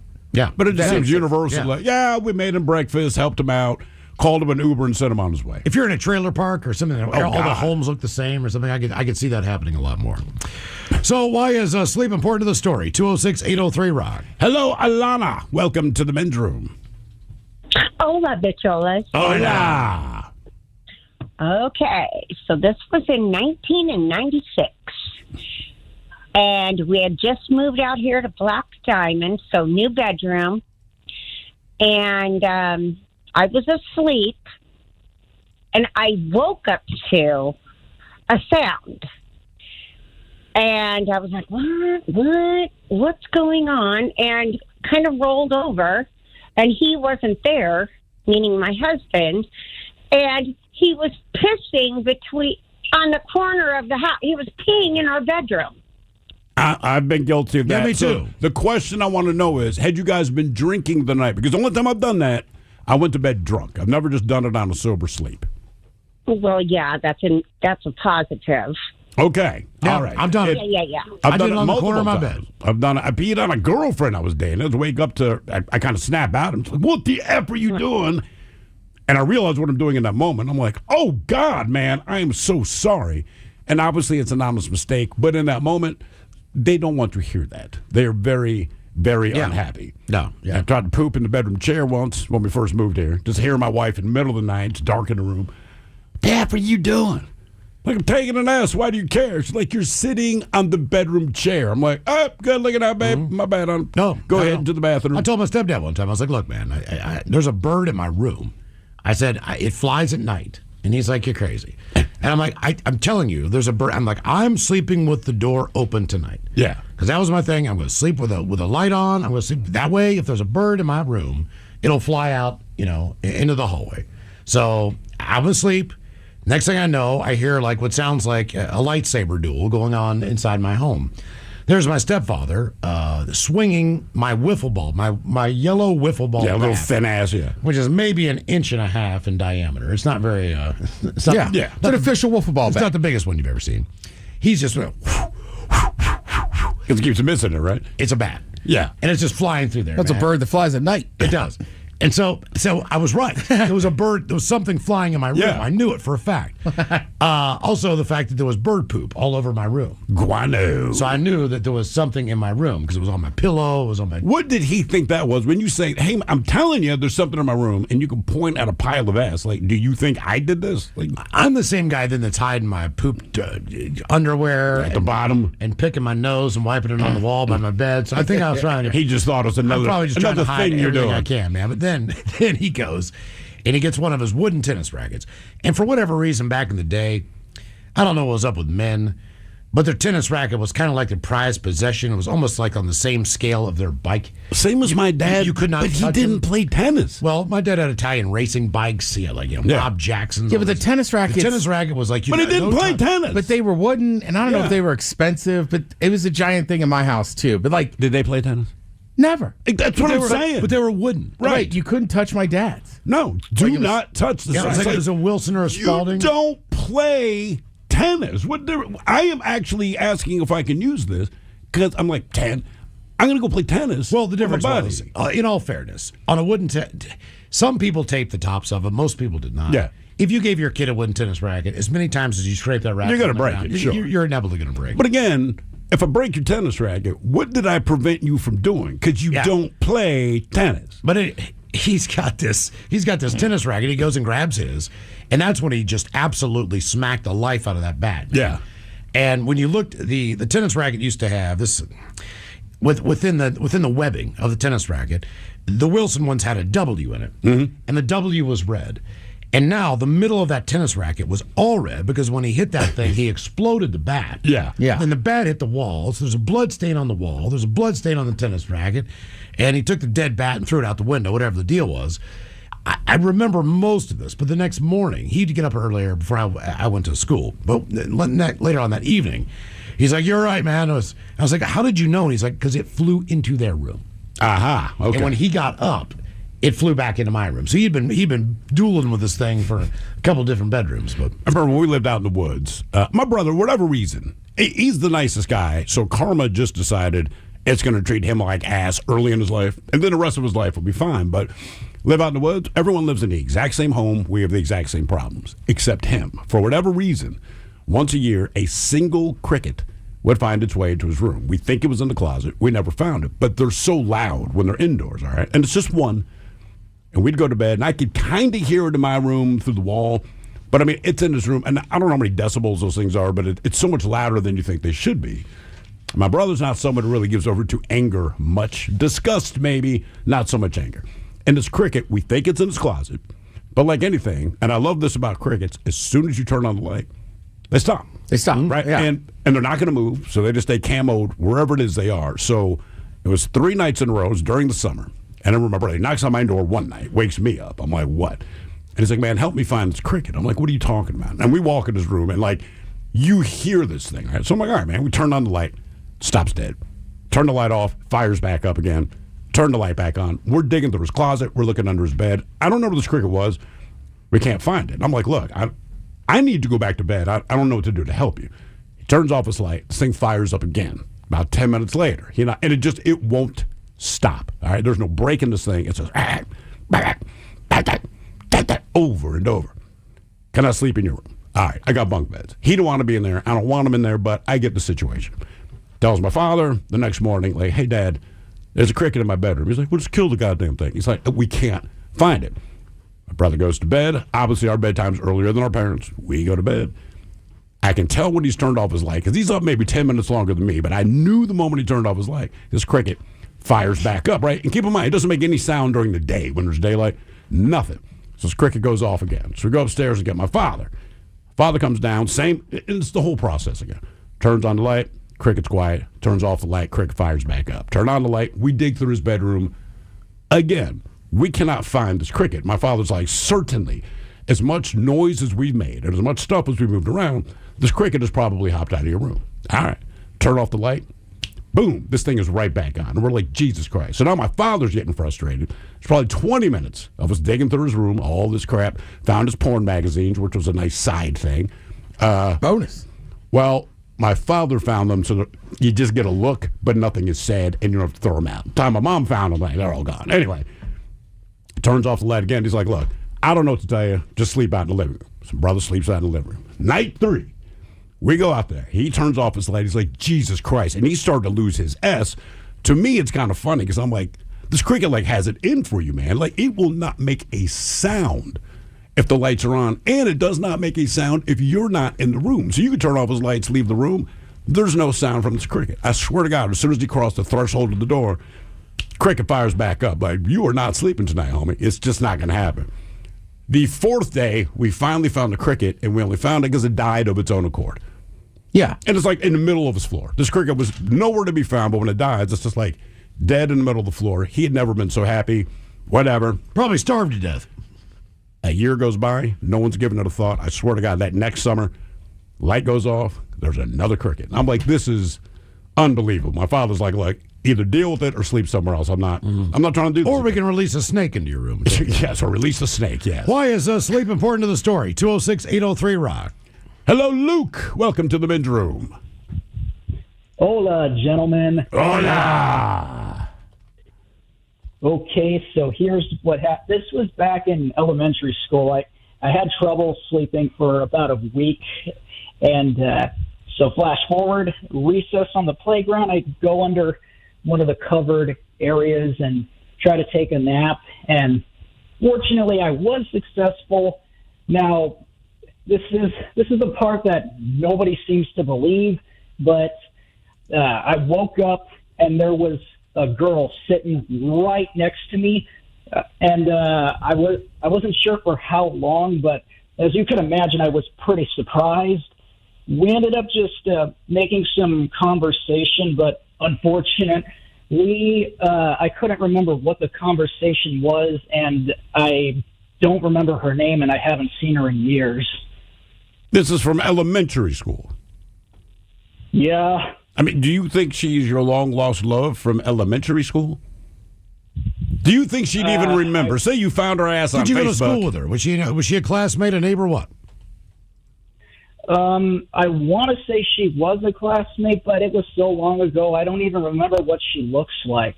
But anymore. who else would be next to you at recess besides a classmate in elementary school? I mean, do you think she's just some random girl that wandered over from another school and sat next to you? No, probably not. All right. Okay. Yeah. I mean, that's look. I woke up in the middle of the night one night. My buddy Zach. I was in 2nd grade, 3rd grade. So I had never had a Twinkie before. All right. Now this sounds ridiculous. This setup, I was like, where is this going to go? Yeah. All right. I never had a Twinkie. I never had a Twinkie. And one day after school, his mom brought some Twinkies home, and I had a Twinkie for the first time. Now, what'd you think? I thought it was the greatest thing it blows your mind. Ever eaten in my life. And I think Twinkies were probably a little bit better then. I don't Maybe they weren't. I don't know. Anyway, so I couldn't get to sleep. But second graders also don't have a great palate. They don't. But Twinkies at that age are like that. That's the caviar of the child. Right. Now, they had a side door that went into their kitchen. The kitchen came down off like a little stoop on the side of the house. It was not the main entrance. That door's open all the time. Yeah. So it was like 1:30, 2 o'clock in the morning. I still had my pajamas on. I put my shoes on. I'm like, I'm going to go down to Zach's house. I'm going to grab another Twinkie. Oh, you're not spending the night? No. No. Jesus. No. I'm with Thrill. No. I just assumed you were there. No. Yeah. No. I got up determined, like, they won't care because you had a box of them. Yeah. I'll go get another Twinkie. So I got up. It was probably... part of you had to know you were stealing it. A quarter-mile walk.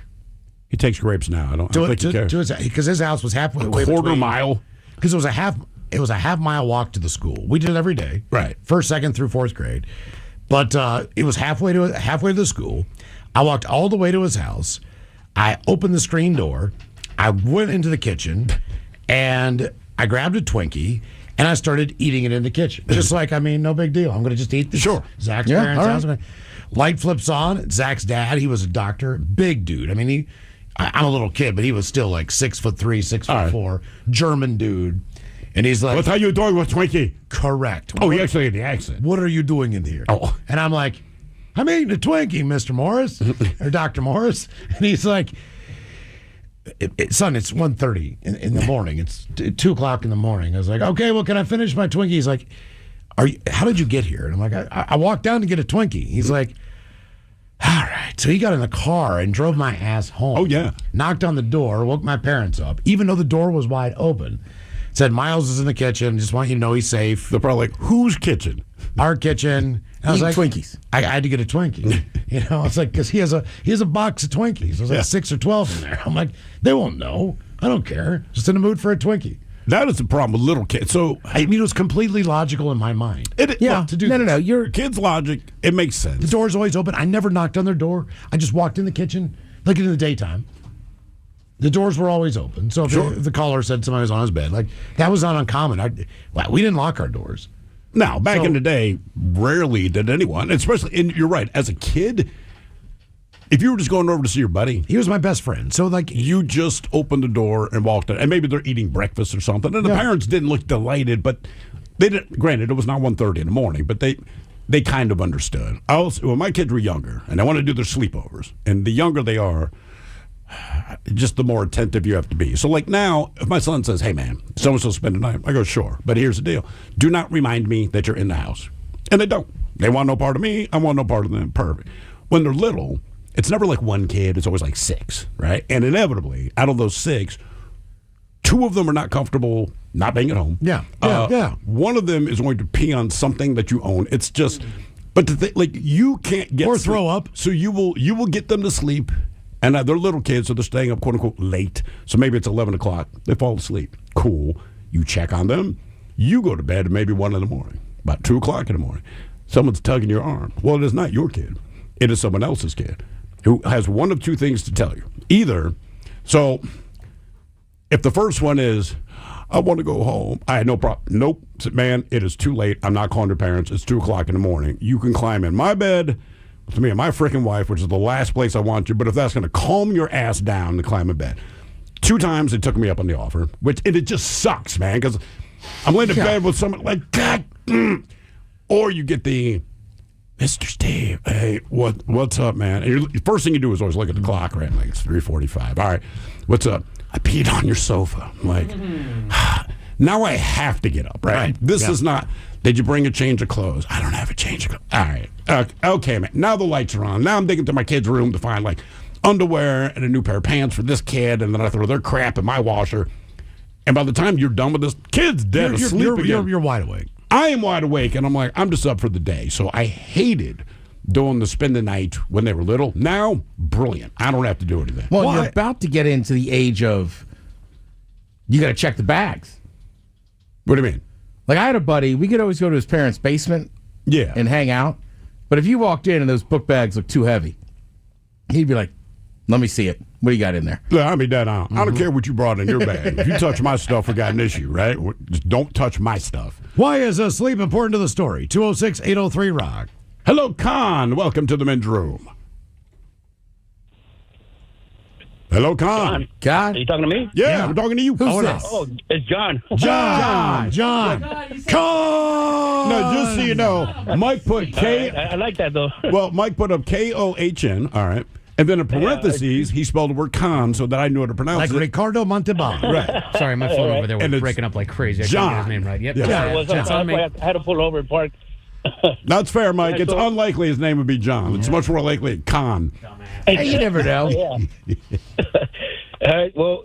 So I used to live in Texas about 15 or so years ago, and I got pulled over. I fell asleep at the wheel, but I wasn't even on the road yet, basically, and I was just idle.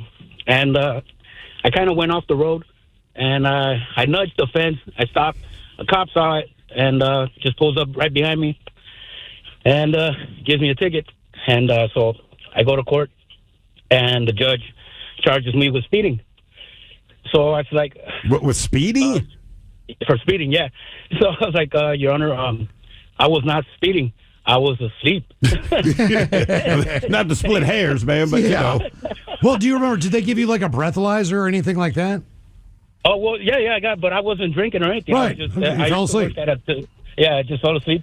And so I told him I was sleeping, and that's when he just kind of very sternly kind of almost yelled at me. He said, any speed while sleeping is speeding. That's fair. That's fair. All right. Yeah, I mean, he's right. Was he just saying that because he was pissed, or is that actually the law in Texas? Like, you're just behind the wheel at all, you're asleep, you're speeding. that's the only time I got pulled over or got into any kind of trouble in Texas. So I don't know really the laws, but the guy it was like a small town. It was actually Falcon, Texas. So how does that work as far as you getting a fine, right? So typically if you're speeding, depending how many miles an hour over the speed limit, right. you get that many, that's how much it's going to cost you. And I do agree, if you're moving at all and you're asleep, yeah, you're speeding. But, I mean, how do you write a ticket like you were going 3 miles an hour? Why wouldn't it just be sleeping at the wheel? Well, he basically just made me pay the fence. I kind of broke a pole on he just made me kind of paid for that, and that was basically it. But it wasn't really much of a ticket. It was just like, wake your ass up or something. I don't know. Wake your ass up. Did he try to just say follow me home or anything? Oh, that no. He did wake me up. I mean, I woke up. He let me drive home, but I did get the ticket. I had to present myself in court, and it was it's a small town thing. I mean, the courthouse was basically just another house in town. Okay. So. And so the judge, but the guy was just. I thought it was fair at the end. I was like, you know what? He could have charged me with reckless driving. Sure, or something. Yeah. Well, at least he was decent. You know what? Because you did not have anything in your system, man. I think that's the entire difference. Yeah. You were literally just tired. Why is sleep important to the story? 206-803-ROCK.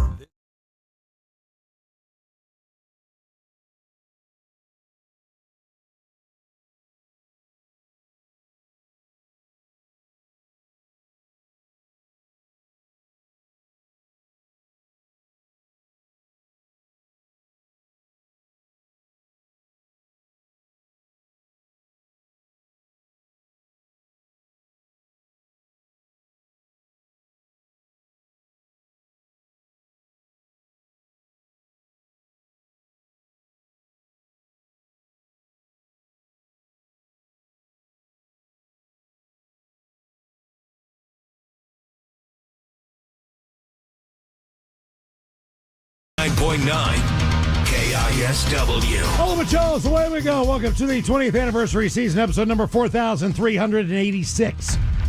What a large and in charge program we have for you today. Oh, yeah. Is this a guaranteed future repeat? It'll be repeated somewhere sometime, but... You think so? For on vacation, you'll play this one again? Maybe, Why what? not? Well, I usually try to design. I try to design our reruns to sound like we're actually here, so people don't know. This is a special show, Miles. Yes. You can't recreate the first dinner with a girl. You can't recreate this, man. Yeah, SNL is never going to rerun their 50th, anniversary episode. Actually, I think they are. Oh, they are. They are. Yeah. It's in the archives. Mike, I'm on your side. Thank you, Ted. Thank you. So, the exciting return today of Ted versus the FCC. I think we're just going to play some of Ted's biggest misses. Oh, yeah. Throughout the year. How many years have we been doing Ted versus the FCC? I'll tell you So what do you got, Ted? It's got to be 07 or probably 08. Well, the archives that I have go back to as early as 2011 is as far back as I go. I believe it's gone back further. It's just that's where my records go. Yeah, I'm guessing it was longer ago than that, but the circumstance with which we created it is not something that lends itself to memory so much as far as when it came up. There's a hotel down the street on 5th. It's got an elephant bar in the bottom. It's got a bar outside on the 6th or 7th floor. Patio bar, beautiful facility. So we find out about this outdoor bar. It's one of those first days where it's like 75. Oh, yeah. Something like that. We're like, you know what? Let's go and sit outside. Nice. Drink some beer downtown. We decide to do this. We go to this bar. The place is packed. We're like, man. Turns out there's a convention in town. Nice. At that hotel. And they're having a party outside. So the bartender, wink and nudge, politely informs us that there's a special event going on. The bar is in fact closed. But, play your cards right. Yeah. And you can go get a beer. Okay. They have free booze and alcohol. So we grabbed the name tag and we went in. Oh my God, was this the Kemlon story? Yeah, that is correct. That is right. That is correct. And we just That started bar getting now, I hammered. believe, is called Frolic. Is it Frolic? Well, it used to just be a rooftop bar. Now it's like cocktails and food. Oh, really? It's gotten nice. They wouldn't let us in then. Yeah. So we sit down and we started laughing. We're getting pretty tuned up because, again, everything was free. It's a free bar. Sure. I mean, double Jack and Cokes, you name it, whatever. We're double fisting it. We're talking to people like, hey, how you doing? Good to see you again. What's going on? And then we, for some reason, came up with this idea off of a tongue twister. And we thought, you know what, man? What if we actually did this? Can we do this thing? Because we're risking being kicked off the air. Sure. Or a huge Hundreds fine. of thousands of dollars in fines. If Ted drops a bomb. Right. And that's kind of why the intro says what it does, because that is factually correct. Right. And you got to remember, I was running the board then. So every year, the company would make me sign a piece of paper that says, if one gets out, it's on you. Yeah. And I was like, so what if I don't sign? It's like, well, then you won't have a job. So it was like, all right. Heat's on. $350,000 fine. I think it's gone up since then. I think it's Yeah, $375 now. Yeah. Which is just ridiculous. I mean, let's face it. I mean, it doesn't inflict that much pain. Nope. No. To hear the F-bomb or an S-word. I heard it yesterday watching a football game. Or the a whole word. They're about to go to break, and one, you hear the Eagles fans saying some stuff, very clear, and then the players were yelling some stuff at each other, and I'm like, there it is. There's no fine. It's just, it is what it is. Do we really need to have this much weight on it? Like, we won't say it. Politicians say it all the time. Right. I mean, there's Well, all even kinds in of public, if you're sitting there with a kid, right, and some dude says it once or twice, you kind of go, all right. But if somebody's saying it constantly, you'd be like, hey, dude. That's the difference. Right, exactly. Except for Sounders games where I'm like, dude, it's just part of the song. Feel free to sing. So that was the creation of Ted versus the FCC. The hardest part was, the beginning of it was, we really didn't have any tongue twisters. So we had to start writing them. Yeah. Now we don't anymore. We just take your suggestions. So Yeah. we always act like we're writing them. We haven't written one in 10, 12 years. That's probably about right. I mean, honest to God, we just take yours. Well, no, I had one, and Castle said absolutely not. But that was about it. There was a certain angle that got Well, that was about if you say it correctly, you're guaranteed to cut. We live in a great country. Yeah. Right. Yes, we do. Let's just put it that way. Yeah. Well, over the years, we've had to trim up some of the words you could slip on. Yeah. Right. Yes. Yeah, we used to have it where, you have somebody who was digging ditches or whatever. Oh, yeah. And you knew where the slip was going. Right. Yeah. So we cut those out. We've cut out a lot of stuff. yeah. We used to do Black, White, Mexi, or Jew back in the day. Oh, yeah. I think do we have an excerpt from that today? Or An excerpt? I Or do have- anything? I got the old intro. I mean, we might be able to play around if we Okay, all right. I don't know. See what we can do there. Okay. What? So where are we going to start on the show? So today on the show, real quick before we get started, we're going to have a whole lot of fun. We're going to have a lot of laughs. We're going to go back in time and just see if you guys can't remember all the stuff that you did back in the day. But and we're also going to have a handful of people that are going to come in here and give you guys your flowers. I don't generally get a whole lot of time to do it. Flowers? Oh yeah, you bet. Well, It's a term. metaphorically All right, speaking. all right. Generally, people only get them when they're dead, so you give them to them now. Give them their flowers now. So it can be a little bit hard to get a word in as we're going in here, and I tend to be the host. I don't necessarily get to give my piece in this. And so I wanted to do that before we get started. I wanted to just kind of put on there what the gravity of 20 years on the same radio station means with a couple of different points. First and foremost, just making it in the entertainment industry is one of the hardest things that I have been able to witness. There's a lot of people out there that they'll start TikTok channels and Instagram, trying to be influencers. They'll start their own podcast to try to get out there and they try to do their own thing, right? So making your own, just making waves and getting started in the entertainment industry is a lot harder than just basically saying it out loud. You think about just in this last year, the number of shows and podcasts and songs and movies that people have said you have to watch this. Even back in history, I still haven't watched Caddyshack, and don't worry, I'll watch it, right? So just even there in passing, finding it, and I hate to admit this. I was alerted to the show back when I was a sophomore in high school, I believe. And same thing. I did listen to it. I didn't explore all that much, but eventually I ended up working on the detail shop, and I found KISW, and then I found you guys, and I fell in love with it ever since. So just making your mark in entertainment is already that difficult of a task. Not to mention the fact that especially in the world of radio, this is a cutthroat business. We have known a lot of people. You think about the number of faces that you guys have seen come in and out of these doors. People that were just in radio in general. That's right. Throughout our lives. People that were here when you started that aren't here anymore. People that started after you guys did that are not here anymore. So honestly, 20 years, 2 decades worth of entertainment, and you guys are not slowing down one bit. So y'all, I know that you guys, you don't really dwell on what you've done in the past. You guys look a lot more into the future. You look at what you're going to do instead of what you have done. This one moment, I want you guys actually just sit there and take your applause for just a quick second there, that you guys have survived 20 years on this station. You guys are still the powerhouse that you are. You came in, you busted the doors down, you guys made all the noise in the world, and you're still here 20 years later, guys. Well, thank you, man. Just wanted to seriously. put that out there. I mean, this is our social media. This is our reality TV. Well, radio's the first social. Yeah, I mean, the first time human beings could communicate in real time, right? At the speed of light, someone could be not in a room with you, right? And you could communicate, right? And it opened up everything else: television, movies, the whole nine, right? And so it's cool to me just to be a part of that. And other things are going to come and go. And like you said, with podcasts, there's 400 billion people to do it. Yes. But not all of them are good. And granted, not all radio shows are good either, man. I struggle sometimes to figure out some people keep their freaking job. And because every time we go across the country, I have to punch around and listen to different radio shows. Right. And the ones I typically enjoy the most, and I mean this honestly, there's a group of guys, I don't know if they're in Ocean City, Maryland, or Delaware, but I have to go there once a year, and they do a morning show. And they are so bad that I am glued to it. My wife and I are both like, these guys are so terrible and completely unaware that they're god-awful that it is one of the greatest shows I've seen or heard, but probably not for the reason that they want it to be. Yeah. I mean, everything they do is a disaster. And, like, we couldn't write a funnier show than these guys perform because they suck at every single thing. It does not matter what they do. It's awful, but I'm like, this is fantastic. Riveting. Because in the end, they're still entertaining. Well, also, we do 4 hours a day, and this is podcasters do wonderful jobs. They do, depending on what their genre is and what they're talking about. Our thing is, we want to talk to the listener, and that's what makes us. Maybe you watch television, but you can't interact with it. Right. You can't interact with a podcast. Sure, you. Always live on the free Odyssey app. From the Pinky's Plumbing Studio, you're in the men's room. Text the guys at 206-803-ROCK. Hey, do some good and give some help to the Washington Food Coalition. Yeah, man. Food insecurity it's a problem, and going into the holidays, it's even more of a bigger problem.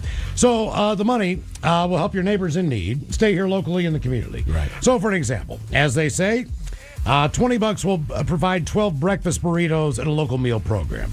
$50 will buy 16 dozen eggs for people in need. All right. Give what you can. $100, 22 pounds of ground beef. Just a quick side note. We were at Target yesterday to buy all the crap you don't want to buy, like Q-tips, soap, that kind of thing. Whatever. My daughter's with us, and they're doing a food drive at her high school, which is very cool. And I am unaware of anything, but my wife is aware that they're doing a food drive at the high school. So we get to part of the food section at Target. It says to my daughter, hey, you're doing a food drive. What do you want to buy? My daughter says, oh, I already donated money. We're like, what? She's like, yeah, I donated my own money, which, side note, bless her heart. And I'm like, no. I'm like, look, if you're going to donate money, you come to us as your parents. We take care of that stuff on your behalf. So hopefully she upped what she said she gave so that you would replace it. I just thought that I gave him $100, Dad. But she's the kindest. Oh, I did not reimburse her for what she did. I just said, in the future, man. But I love that about her. Like I said, her heart is always in the right place. I'm like, no. Just let us know. We'll take care of it. She took care of it. Well, the Washington Food Coalition does great things in the community. So if you have a couple bucks, KISW.com has got a donation page on that. All right, a question. Why is sleep important to the story? 206-803-ROCK. Hello, Brock. Welcome to the men's room. Hola, bitches. Hola. All right, so this story goes back a little bit. My son is 14 or 15 at this age. He's 21 now. But he got caught sneaking out of the house one night. And so I put an alarm system on all the windows and the doors and whatnot so that wouldn't happen again. All right. And so it's like 3:30 in the morning, and my phone rings, and it's him. And it's like, oh, my God, why are you calling me from your bedroom, which is just down the hall? You know, what the heck? And so I answer the phone, and it's, hello, Mr. Mason? I'm like, yeah. Yeah, hi, we have your son with us. He's not in trouble, but he's down here at the school, and we'd like you to come and pick him up. And I'm like, oh, my God. They didn't tell me what he did or what was going on, but I'm like, getting out of bed, just half asleep, throw on my UPS outfit because I was going to be going to work in a couple hours, and drive up to the school. And then they didn't tell me where the school he was, so I drive around. I couldn't find him. And then so I drive to another school thinking maybe they told me the wrong school. And then they finally call me back again and say, oh, no, we're at the back of the school. And so I end up getting there, and I come walking up, and the police officer's like, oh, are you coming from work? And I'm like, no, I don't even know why I'm here. What is going on? and they're just trying to be fun or whatever. But I was like, I just still had no idea. And he's like, oh well, one of his friends overdosed on what's the one terrible drug now? Fentanyl. Yep. Okay. He overdosed on fentanyl. He's okay. We gave him one of the OP pen or whatever. Narcan. Yeah, Narcan. Yeah, and so everything's fine. He's not in trouble. You can take him home. And I'm just like, oh my God, okay, this is great. And then so I get him in the car and I'm like starting to yell at him and like, what the F are you doing, Elliot? Why did you leave? He goes, Dad, I stuck out I was just smoking weed and he was doing that. And all of a sudden I looked over and he like rolled his eyes over and started to, overdose. And I had to give him like CPR and call 911. And so then it went from like, oh my God, you helped save your friend's life. I was pissed at him, but then it was like, okay. But what's the angle? Because he still snuck out of the house. Also, he didn't do fentanyl. Right, that's another was positive. Funny, too, though. He snuck out of the house by crawling out the dog door. He went out I was going to say, how to get out. All right, he snuck out the dog door. Yeah, he snuck out the dog door. I didn't put an alarm on the dog door. Didn't think about that, and he crawled out the dog door. I'm never doing a dog door. No. Something's going to come in. A raccoon. That's my issue is with the dog door. Because my friends have a dog door. Your cat will end up being an indoor-outdoor cat, start dragging in birds. Well, they have a big-ass dog. So the thing is, their dog door is a little bigger than most. Because their dog is the sweetest dog you'll ever see. You would not know that until you meet her. But seeing her, fierce-looking dog, right? And I'm like, oh, that's kind of cool. And I made that comment, and the guy that lives in the house, the homeowner, just looks at me and kind of rolls his eyes. I'm like, what? He's like, brother, everything that lives in my backyard, all right? And he's like, I did not know what we had in our backyard, but I discovered it pretty much every morning because they would go to the dog bowl. So we'll move the dog bowl. He's like, I did, but they can still smell where it was. So they would go to where the dog bowl had used to be, and then when they can't find the food, they had to jump on the counter. I'm assuming it's raccoons. But they leave their droppings where the food bowl was. Almost like an FU for not having the delicious food that we've been smelling. Yeah. I'm like, is there not a slide to close it off? I don't know. I don't know. His dog constantly bangs in and out of that thing. So like in the wintertime, when the door's closed, we're playing cards, whatever. The dog's going in and out. And as long as the lights are on and humans are present, nothing's going to come I would have inside. no problem with that if the dog would go outside, use the bathroom, out just sniffing around, whatever they're doing. But if a dog wants to let itself out to go to the bathroom, I'm happy my dog isn't smart. I'm just worried about what would come in. That was his issue. He's like, look, man, the dog is fine. The dog uses the dog door for the reason I wanted to use the dog door. He's like, everything else that lives on my property uses it because they smell. And the thing is, his wife cooks all the time, too.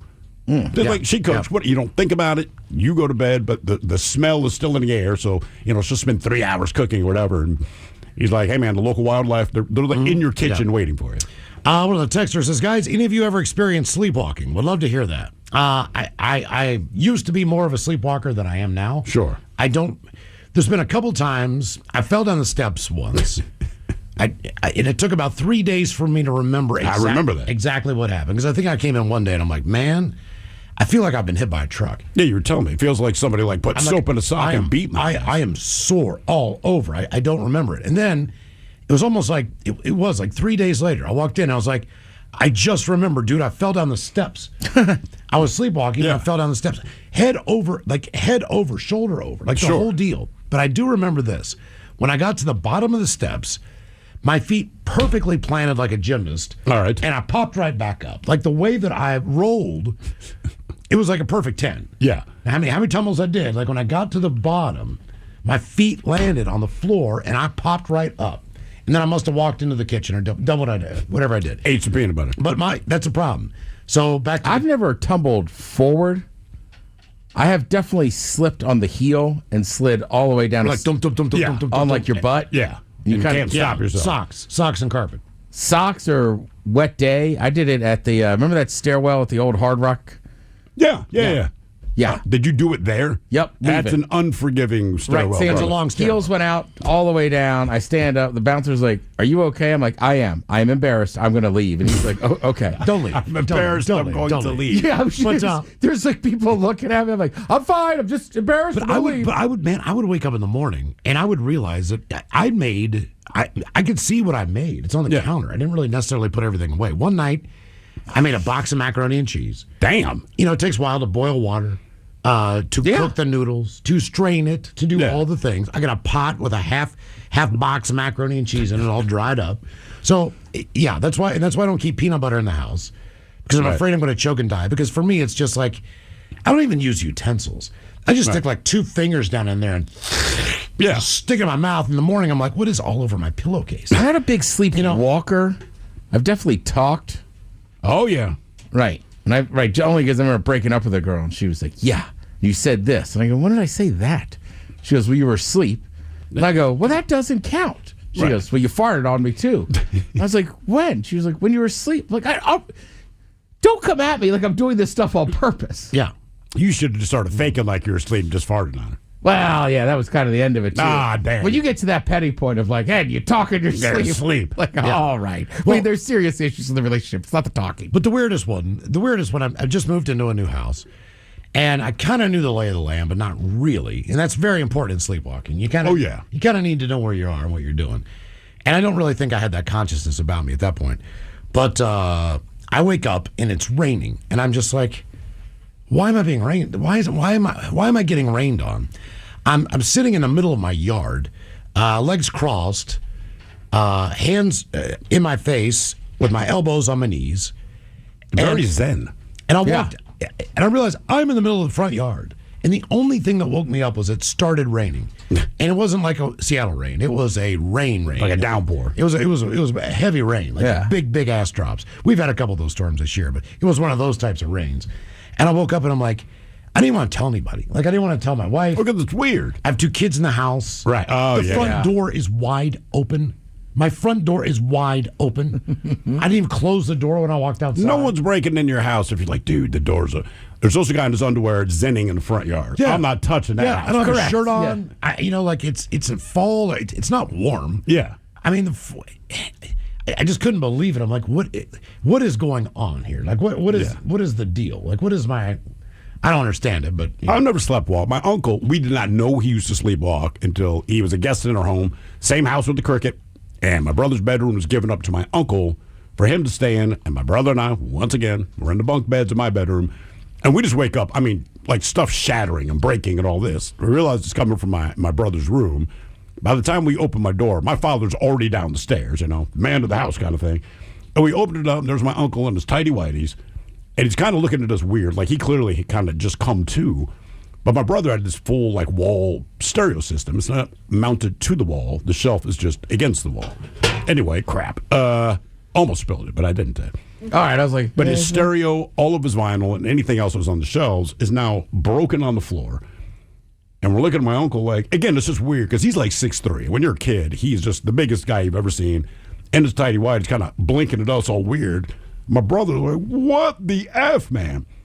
So according to my uncle, he was a sleepwalker. That is when he informed us of this, which if you're going to be a house guest and it's that prevalent, you should almost maybe tell him, right? Give him a heads up. Maybe we put you in a different room. There's nothing in my room to break. You'd have been better off in there. Anyway. Well, you don't necessarily know somebody's going to break stuff either. Well, like, I never broke anything. I just, like, ate food you don't and cooked know food and walked that, around. But if you're a sleepwalker, let someone know. So And you're sleepwalking in somebody else's house. Because according to him, he had a dream that someone was attacking a member of the family. I don't remember which one of us it was, but he sprang into action in his dream, and he grabbed whoever the assailant was by the neck and was pulling them to the floor. Well, the neck turned out to be one of the support bars for my brother's stereo, and I guess he got the better of the guy because the shelves were broken, my brother's stereo was broken, and in the 1970s, your stereo was your baby.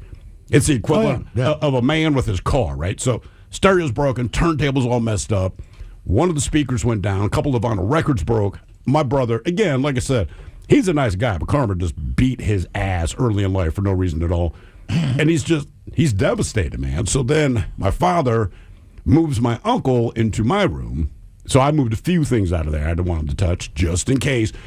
And then my father charged me and my brother with cleaning up the mess that my uncle had made. Yeah. It was like 4 a.m. We're like, what? And he's like, look, man, it's not going to clean itself. It's like a weird semi-conscious thing. At one point in time, we must have been talking about maybe this weekend we'll go and either get a tree or set up our artificial tree. All right. That was a conversation I just remember. Okay, yeah, whatever, we'll do that crap. It's a pain in the ass, but you do it. Well, I determined in the middle of the night that it must have been, the conversation was, we need to do this right now. And that, That tree was on top of a shelf in the garage. I'd already taken it down. right. I'd already taken all the stuff out of the box. The stand apparently was in the box, and when I dumped the box out, I'm like, ding, ding, ding, ding, ding, ding, ding, ding. Woke my wife up. She walks in the garage. It's like, what in the F are you doing? And I'm like, setting up the tree like you said. Yeah. She's like, it's the middle of the night. And I'm like, but you said we got to get the tree up, kind of thing. And she tells me all this conversation I'm having, and I'm like, she's like, so I picked up your arms. We'll do it tomorrow. It's still the middle of the night. I'm like, well, I can do it. I got it down. You know, Yeah. I'm ready to rock. You know, it was an artificial tree. I was like, Right. I was sorting out the branches, looking at stuff. I was completely out of it. Yeah. And I wasn't drunk. I was just sleepwalking. So That's such a weird thing. Yeah, and that's it's like crazy. those just random dumb. Because generally, crap. like for me, if I have a dream that's that realistic, Yeah. it'll take me a second as I'll wake up in my bed and be like, holy yes. Then it's like, it's all right. It was just a dream. We weren't really having that conversation. That person's not here. Nor did I physically do it. Is weird when someone, if you get them at the wrong time and they start talking in their sleep. Checked on my son, it's probably 2 months ago. Just cracked his door open, checked on him, and he rolls over. Now his lights out, so I think he's awake. So I had to ask him what, because he's like, yeah, but is everybody okay? I said, dude, what are you talking about? And he was like insistent. He goes, is everybody okay? And then I realized he's dead asleep. So I'm like, man, I got everyone taken care of, just like you said. I don't know. I said, but everybody's perfectly fine, and they say thank you. And he's like, okay. And rolls over and goes to back to sleep. bed. I'm like, all right then. Well, okay, one of the YouTube comments from David Miles. Crunchy peanut butter is less of a choking hazard than creamy. The bits of peanuts help it go down better. Listen, man. David. You're asleep. I only buy extra chunky peanut butter. I have almost died with my fingers in a handful of peanut butter in the middle of the night multiple times. Wait till he finds out it's not peanut butter on his Look, fingers. I love peanut butter. I make a conscious decision. I can't keep my hands out of it to not buy it. Yeah. It's like kryptonite for me. Yeah. I cannot have it in my house. For fear It of will choking. kill me. I mean, they'll say, like, how did he go? And they'll, Jif or Skippy or Does he something. have a peanut allergy? Something. No, he ate it in his sleep. Was it Adams, the thick stuff? No, it's regular old peanut butter. You ever buy those little single servings of guacamole? No, but I do buy the single servings of Jif over here at the store because I know. Now, those single servings of guacamoles. I'm not sleepwalking, but just you open the fridge, it's like, I got string cheese. Good reason to have a single serving. Not a bad call. But same thing. I don't buy them because they're expensive, and they only last a few days. Why is sleep important to the story? 206-803-ROCK. Hello, Michelle. Welcome to the men's room. Hola. Hola. Well, I was about 8 years old, and my parents were separated at the time, and we were staying at a coworker of hers that lived across the street from the hospital that they worked at. We also lived on the main street in town, a very busy street. I was sleeping on their couch, and sometime in the middle of the night, I grabbed my kitten. I was sound asleep, grabbed my kitten, wrapped myself with my blanket, and I walked across that busy street to the hospital. And apparently, I guess I walked into the hospital, and I sat down in the lobby until a nurse came in there and found me. And I don't remember any of it. My parents came and got me. I slept through the whole thing. So I'm assuming dad walked the in. hospital at first probably thought you needed help, right? So I'm assuming that's how that went down. Well, but they recognized me because my mother worked there. Ah, okay. And you have, how old were you when this happened? I was 8 years old. 8. Jesus, man. I like that you grabbed the kitten as well. The cat's probably like, yo, leave me at the house. Well, speaking of cats, I told my buddy this the other day. I was like, man, there's two things in this world that can wake me up. Anytime my kid would roll over or breathe or do anything for some reason, I mean, I was wide awake and I could hear it like it was right beside me, even though she was in another room sleeping. The other was a cat throwing up in the middle of the night. Oh, God, yeah. If you wanted an alarm, if I could set my phone to a setting where I guarantee no matter what, even if I had a flight at 5 o'clock in the morning, I had to get up at 3 o'clock. If I set that thing to the sound of a cat regurgitating a big giant hairball, I would wake up instantly. Absolutely, even if I don't have a cat. But it takes them 20 minutes to just do it. They never just bleh. Yeah, that's what I'm saying. You're like, you've got to be. And then the worst part is trying to find where your cat is. Right. You know, you just hear heaving, and then you tend to find it with your bare foot. Like, there it is. No, here's the deal. I could have hardwood and tile in the entire home. If I had a carpet that was 6 by 6 inches, just a small little square of carpet, that cat would throw up on that square 100% of the time. That's where cats puke. That's where dogs poop. Like the welcome mat on the inside of the house, whatever. That's really going to do it. Yeah, it's always. And I think I but get that it makes on sense. some level. That makes sense because it's they by the think door. they're doing you a favor. Correct. I don't want I to don't put it know. on your. But I'm like, bro, I wish you could like translate. Listen, the harder the surface, the happier I will be. Do not do it on anything that has fibers, because now I have to get rid of it. We have a mutual friend that has a small dog, and there's just that dog has about a 7 or 8 hour limit, right? Before it has to go out. Right. So sometimes he'll be sitting there and he'll be like, "Damn it, I think it's been too long." And we'll get back, and his dog will have pooped in the house, but would have gone into the hardwood floor in the bathroom, not on the carpet. It will just leave it there. Oh, the bathroom. So just use Right. the bathroom. So that's All right. I'm always like, all right. I get it. Like the dog just has a natural limit. Like you don't want her pooping inside, but also it's kind of nice that she just uses the bathroom because she sees you. She do doesn't it. use the toilet, but she uses the bathroom. Correct. Why is sleep important to the story? 206-803-ROCK. Hello, Stefan. Welcome to the men's room. Man, I wanted to say that for like 10 years now. We didn't even hear it. Manola. Hola. Say it again. man, Get it so- one more. Hola, gentlemen. There you go. There we go, man. Put some gusto into it. Yeah. All right. So, man, this starts off probably about 20 years ago now. I was going camping, man. My uncle was getting married, so we're all headed out there. We end up at the camp area. Everybody's going to sleep. Good time. Nothing's happening. Everything's normal. Don't think anything of it. Wake up the next morning, and, man, my hand is just killing me. Could not figure out what was going on. We break down the tents in the morning, and we end up finding a bunch of holes in the ground in the tent. Move the tent out of the way. There's a bunch of holes in the dirt itself. There's a mud wasp nest underneath there. Oh. Not a good time. Not a good time. Fast forward about a week, my hand had swollen up, man. I had Goofy's glove for a left hand. Absolutely ridiculous.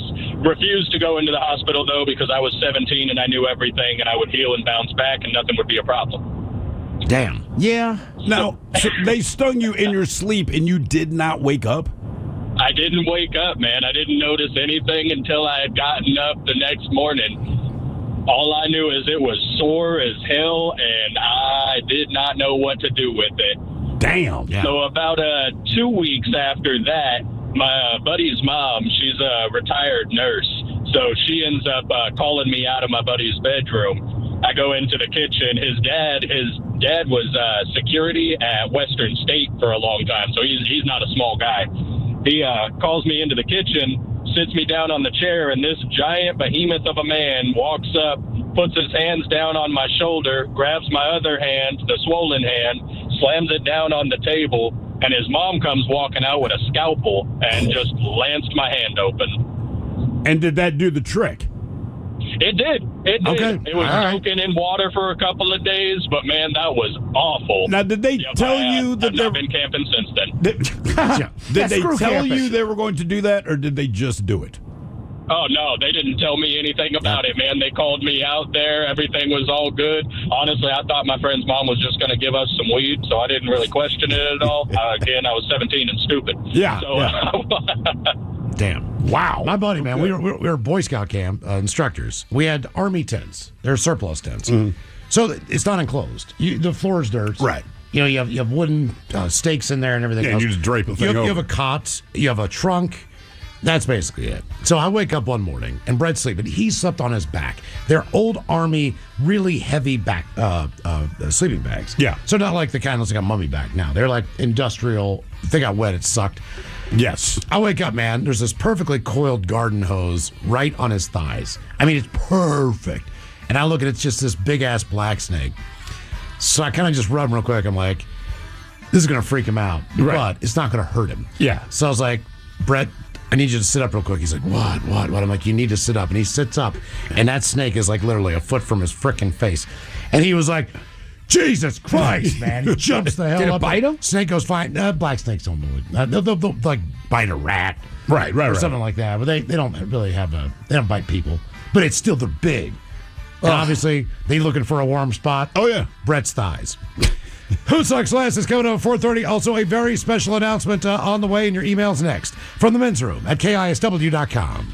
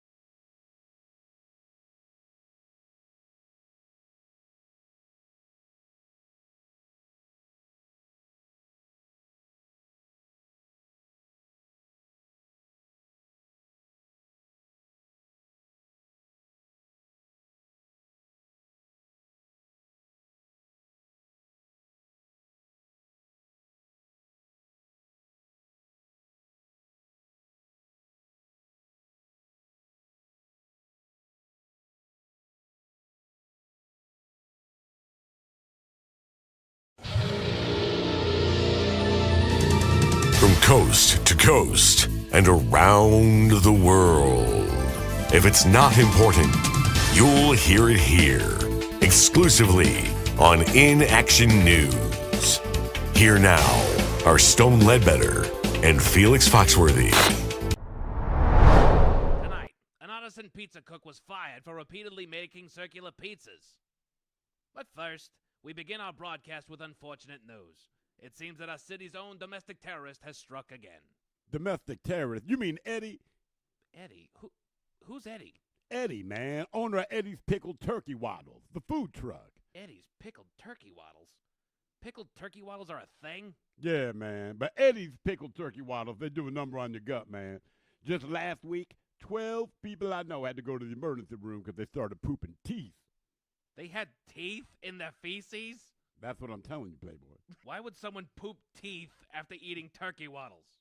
Pickled turkey waddles, man. And I don't know, Stone, but it seems pretty terrorizing to me. I don't know what to think about anything that you just told me. But no, Eddie of Eddie's Pickled Turkey Waddles is not the domestic terrorist in question. I was referring to Bon Jovi. That guy again? Yes, that guy. Bon Jovi has struck again. Last Friday, he bombed several banks and casinos, making off with millions of dollars in cash. Bon Jovi's targets this time, gun stores. They think it's the same guy? All of the evidence points that way, my friend. Same explosive signature as the banks and casinos. The same hooded figure caught on surveillance video. But this Bon Jovi is stealing guns now? Yes, sir. He targeted 6 local gun shops. Girls Just Want to Have Gun out on Lawrence Boulevard. The Gun Also Rises on Campus Road, One and Gun on Spring Valley, and Attila the Gun on Pike Avenue. Not Senegun or Guns of Anarchy? Oh, no. Those shops don't carry assault rifles, which was the primary target for Bon Jovi this time around, and that detail has authorities very concerned. They believe that he might be planning a mass casualty event, but they don't know when, where, or why. It's also possible that he's an agent of a larger operation. Wait, like he's working for a supervillain or something? Something like that, yes. All scenarios are being considered. However, they have officially announced that Bon Jovi is wanted, dead or alive. That's serious, man. Bon Jovi's living on a prayer. He might get shot through the heart, but he'll be to blame. That's some bad medicine. Maybe he'll run away. If Bon Jovi is watching this broadcast, we have a statement from the police. What do the police have to say?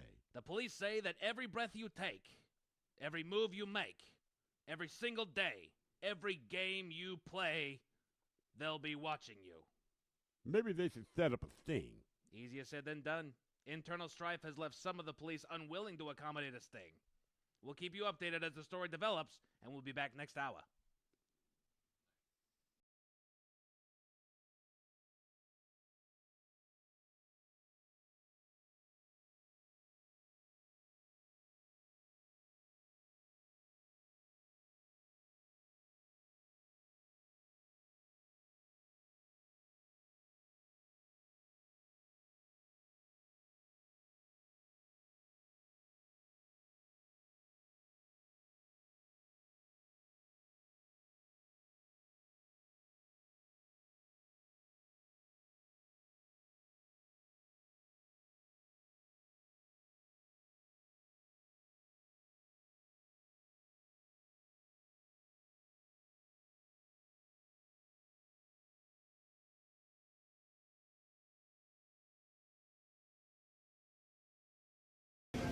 This is Sam the Fish Man. Now I know what you're thinking. Looks like a nice guy. Maybe he is. I want to punch him in the D anyway. Here's why. He's a Patriots fan. I'm a Ravens fan. We made a bet about the Patriots-Ravens game this past Saturday in Foxborough, and although my team gave a valiant effort, they can valiantly now watch the playoffs from the comfort of their living room. So Sam made a bet with me and said, look, if my team wins, which his stupid team did, with that girly quarterback, he said, I'm going to bring a hat down to the studio of the Patriots, and you must put it on your otherwise magnificent head. So what I'm going to do is put this Patriots hat on my head. I just want to say if I burst into flames, you'll understand why. This is disgusting. This is disgraceful. I would apologize to the Ravens for this, but you blew it. I don't. Oh, yes. No. Yes. I don't like this. Come on. Get in there. Let's see it. Let's see the logo. Yay. Yeah, Yay. there it is. This is the worst thing I've ever done in my life, and I've so pooped good. myself on the street while being homeless.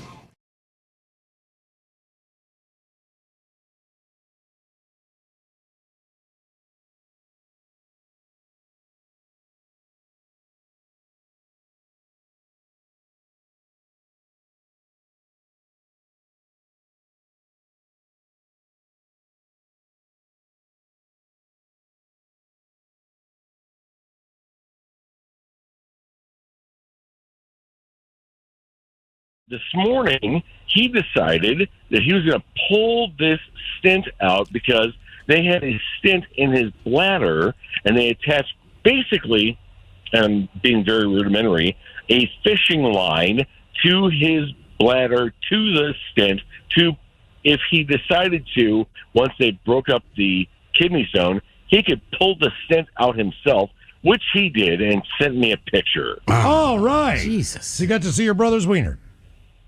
Well, no, I got to see what appeared to be about 3 feet of fishing line from his bladder through his urethra, through his penis, to the toilet seat where he pulled it out. God, man. Saying that no matter what, as much as you think you drink water and as much as you think you're hydrated, you're not. Drink more water. My God, I've had a kidney stone. I was at work when I passed a kidney stone, and I'm peeing into the tall urinal, and it just stops. Like, well, that's weird. That's never happened before. It starts again, and then it stops. I'm like, holy hell, what's going on? And then, thump, out pops a kidney stone. I'm like, oh my God. Did you reach in and save it? So did you know you had kidney stones, or is that when you found out?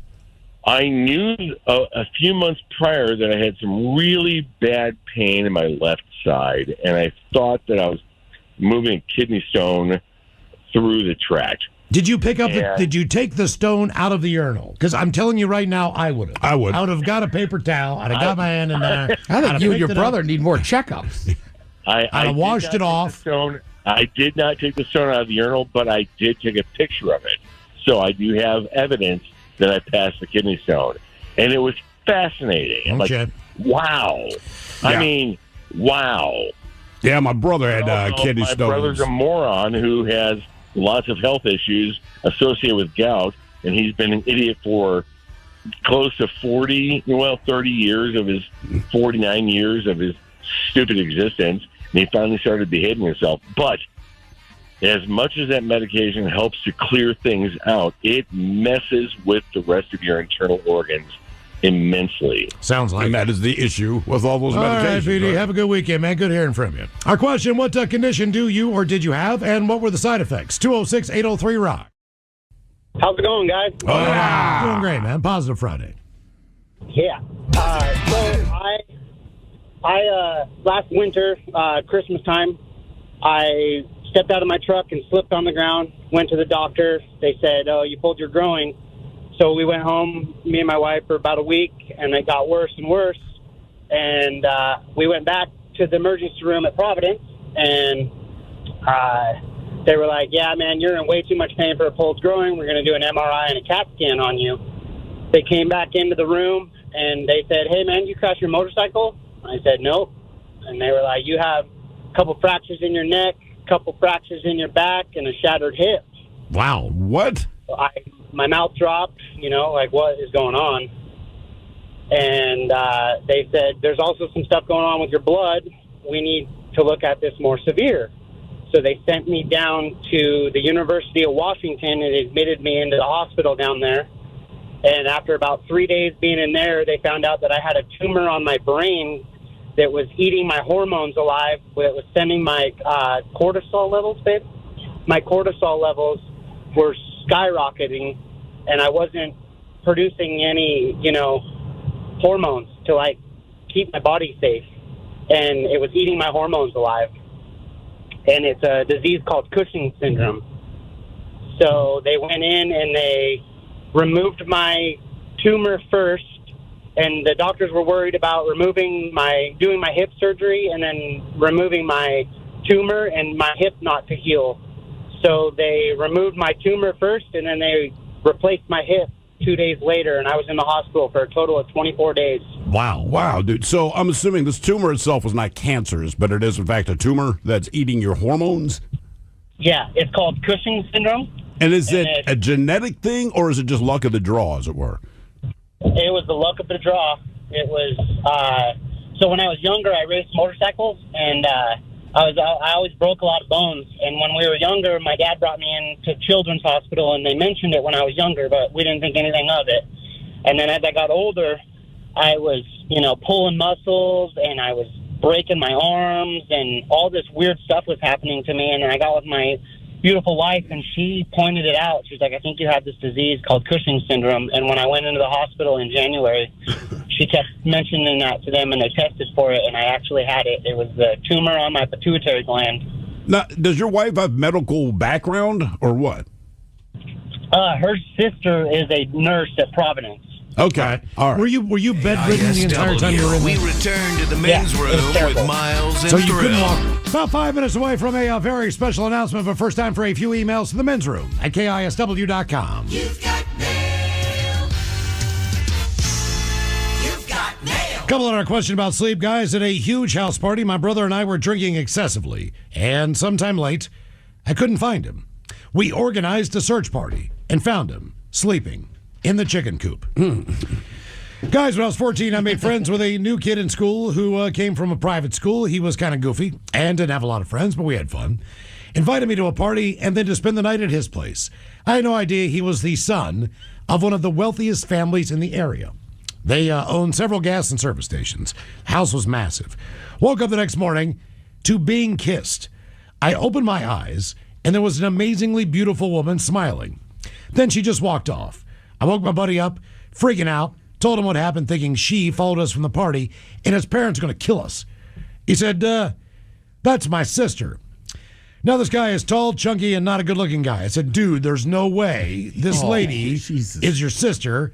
So he handed me a pic off his desk, and yeah, it's her, his half-sister, same mom, but her dad is a Hopi Indian. Oh. She looked like Whitney Houston on the 1987 album cover, nearly identical. I would be happy if I woke up to that. She was just happy I was pals with her brother.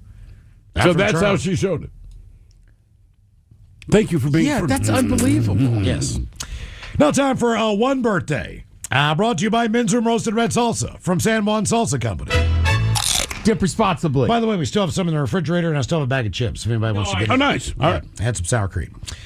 Let's see here. Bachola's our son, Theron. He turns 13 today. He's grown so much, and we're so proud.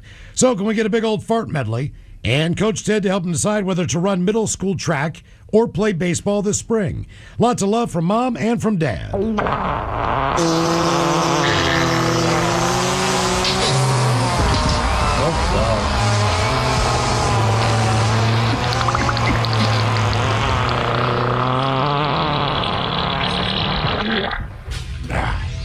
All right, Theron. Let's hope you don't wake up with your stomach like that, son. It's be bad for any sport. Now, listen. Coach can't tell you which sport to pick, but Coach can tell you this much. It's middle school, right? Feel like the cross-country team, well, was it track or cross-country? Track, I believe. Whether to run middle school track or play baseball. Track. Feel like track's always going to need a few more runners. And if you have any interest in still playing baseball, maybe get it in middle school because that'll get tougher to stay on as you get to high school. But you'll still be running. Now, with that said, I think pick the sport you like and go do that one. Right. But baseball, you're only going to have a smaller roster. Track, you'll have different distances, long distance, shorter distance. Hurdles. Right. And you can keep running in the offseason. It'll help you if you're playing baseball, too. That's a strong point. Okay. Track probably won't hurt you in most sports that aren't wrestling. I tell you what. Track guys are generally thin, strong, but very thin. Well, you can always do like shot put. You can do discus. Yeah, you can that's do a good javelin. point. You can do high jump. And I wrestled for a year. Unfortunately, there was still a lot of running. Oh, yes, even before you got to the goddamn practice. You got to make weight. All right, Guy, here you go. Happy, happy, happy birthday. Happy, happy, happy birthday. Happy, happy, happy birthday to you, to you, to you. Ya's a Dirty Germans brought to you by Men's Room Original Sausage. Available through Uli's World Famous Sausage, mensroomlive.com, and other fine retailers. Schweinefleisch. Take a moment now, time for a very special announcement. We are very happy once again to announce that the Men's Room Ola Days Holiday Porter is back from Black Raven Brewing Company. That is good news. Nice. This beer is absolutely fantastic. I'll be honest with you. I am not the biggest porter fan in the world. This might be one of the best porters I've ever had. I'll agree with you there. I'm the opposite of you. I enjoy porters. I'm not big on those stupid like holiday releases and all the weird tastes. This thing is dynamite. Now, this thing is absolutely dynamite. It's a limited time release. Well, we did it last year. It's only available on tap. Now, the Ola Days Holiday Porter has notes of rum, chocolate, vanilla, orange peel, and holiday spices. And as they say, Ola Days is a special brew inspired by some legendary balls. That would be Grandma's rum balls, that is. I'll remember that from last year, Chocolate with rum in the middle. Yeah. You guys remember that? Come on, Grandma. Man, oh man. It's an outstanding brew. We have some of the locations early on draft. Do they already have it? We know that it's been delivered. Okay. So like anything might not else, be on tap yet, but it's at the bar. Correct. Every once in a while, they're going to wait for Something else to blow. keg to blow. Yeah. That's why I hang on the bar, just in case it's my turn. But as soon as they get the tap handle. Hi, my name's Keg. I mean, Craig. Exactly. Hook me up. What up, Craig? Men's Room Ola Days Holiday Porter will be available, if not already, at Zeke's Pizza locations. Thank you, Zeke, man. Zeke has always been good to us, man. Has anyone been to Wibbly's Gourmet Burgers? Wibbly's? No. I don't think I've heard of that, but they got gourmet burgers. I'm in. Ted, one of your favorites, the Westie, over there near Roosevelt. Yes! Oh, Westie Roosevelt. I love that spot. That's where you get your lemon pepper wings. Lemon pepper wings, delicious. You know, Ola Days Holiday Porter. Their burgers are good, too. I have not had a bad meal there.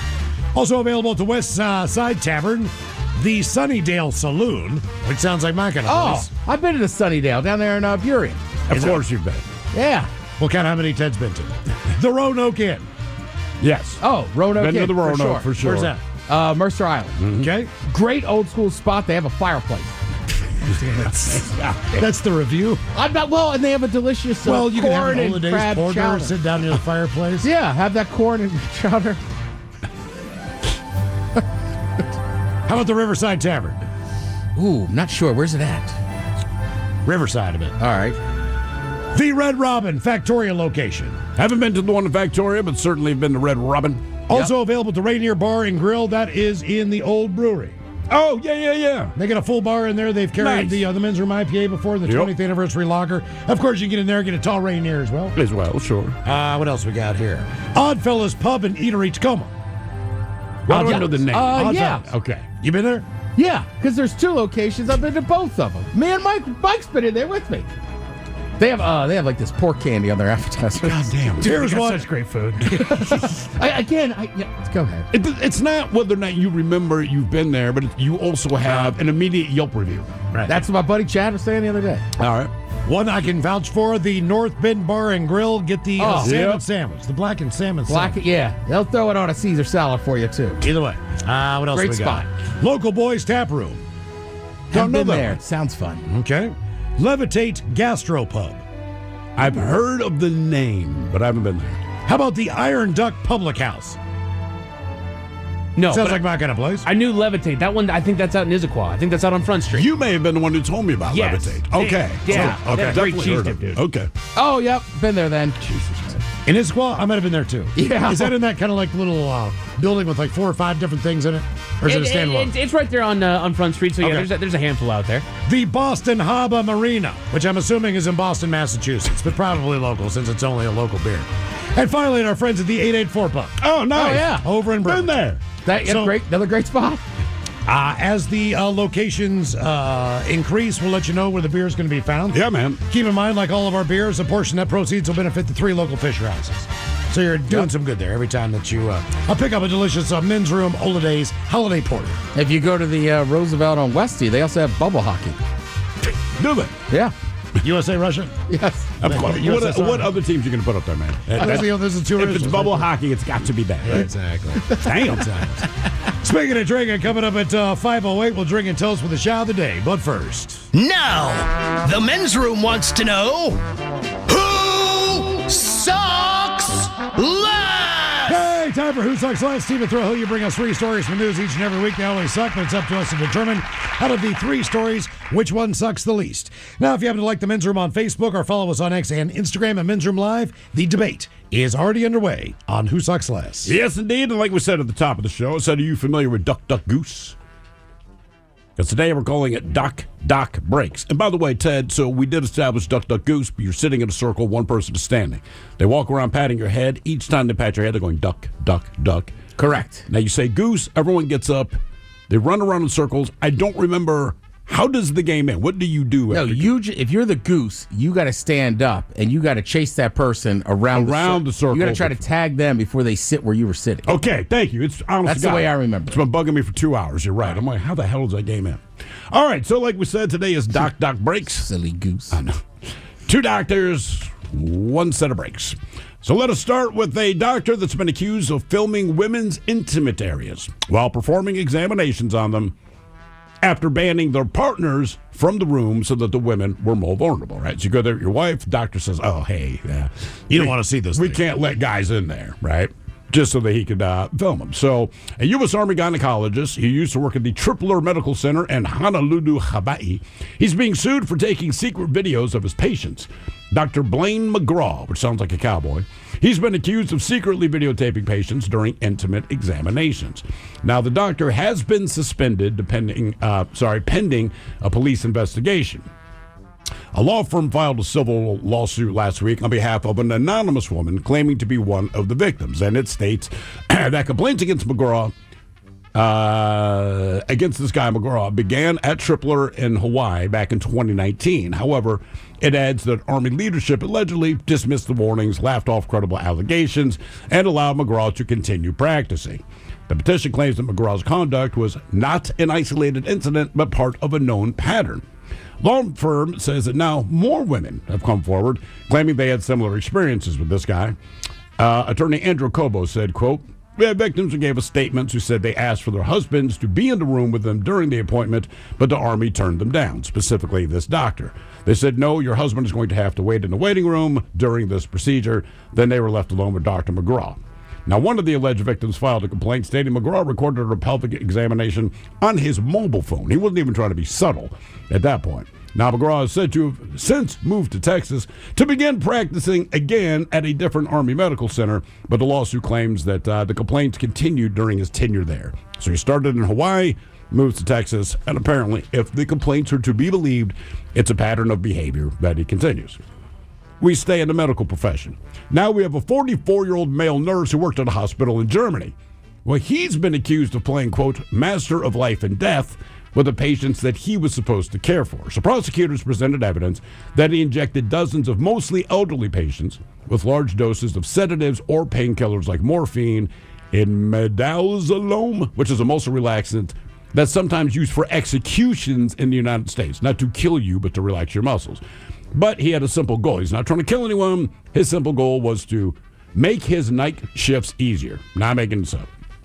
The defendant, whose identity has not been made public, he testified to court that he had simply tried to put his patients to sleep because, and I quote, sleep is the best medicine, and claimed that he had no idea the drugs that he used could be lethal. Now, prosecutors accused the nurse, who'd been working at the hospital for about the last 5 years, of showing, quote, no motivation and no enthusiasm while performing his duties, and showing a complete lack of empathy toward the sick patients in his care. Their investigation found that the patients who needed the most care only irritated him. He's that guy. He doesn't want to be there. So a court in the city of something I can't pronounce, they recently convicted him to life in prison without parole for the murder, intentional or not, of at least 10 patients in the attempted murder of 27 others. Wow. In 18 months. But investigators are reportedly looking into several other suspicious cases during his medical career. So he's like, you're whining, you need all this crap. Let me give you a sedative so you go to sleep and leave me alone. Some of them pass out. So those are the doctors. So as we call this Doc Breaks, this story is kind of insane. So imagine driving away in a recently bought luxury SUV, only to find that the brakes hardly work. Now, that's not the end of the world because brake pads wear off. You can just replace them. But what if you find that the car doesn't even come with licensed brake pads?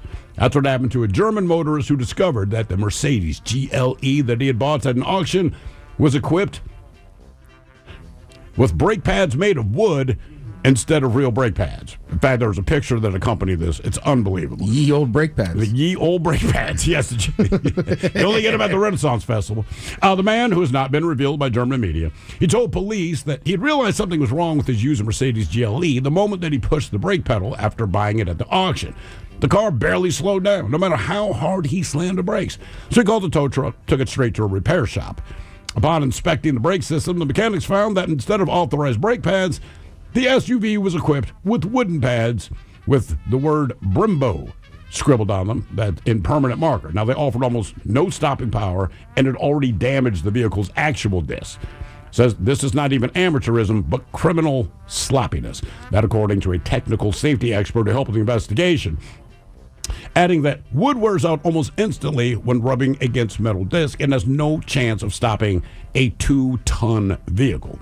German police, they've opened a criminal case against the former owner for interfering with the car's critical security elements, like braking. But the reasons for replacing the vehicle's brake pads with wooden blocks remains unknown. Okay, so those are your stories. We have the doctor, gynecologist with the Army, who repeatedly has been videotaping women during their examinations. We have the doctor in Germany who, oopsie doodle, ended up killing 10 people because he just wants to sedate them so that they'll leave him the hell alone during his night shift.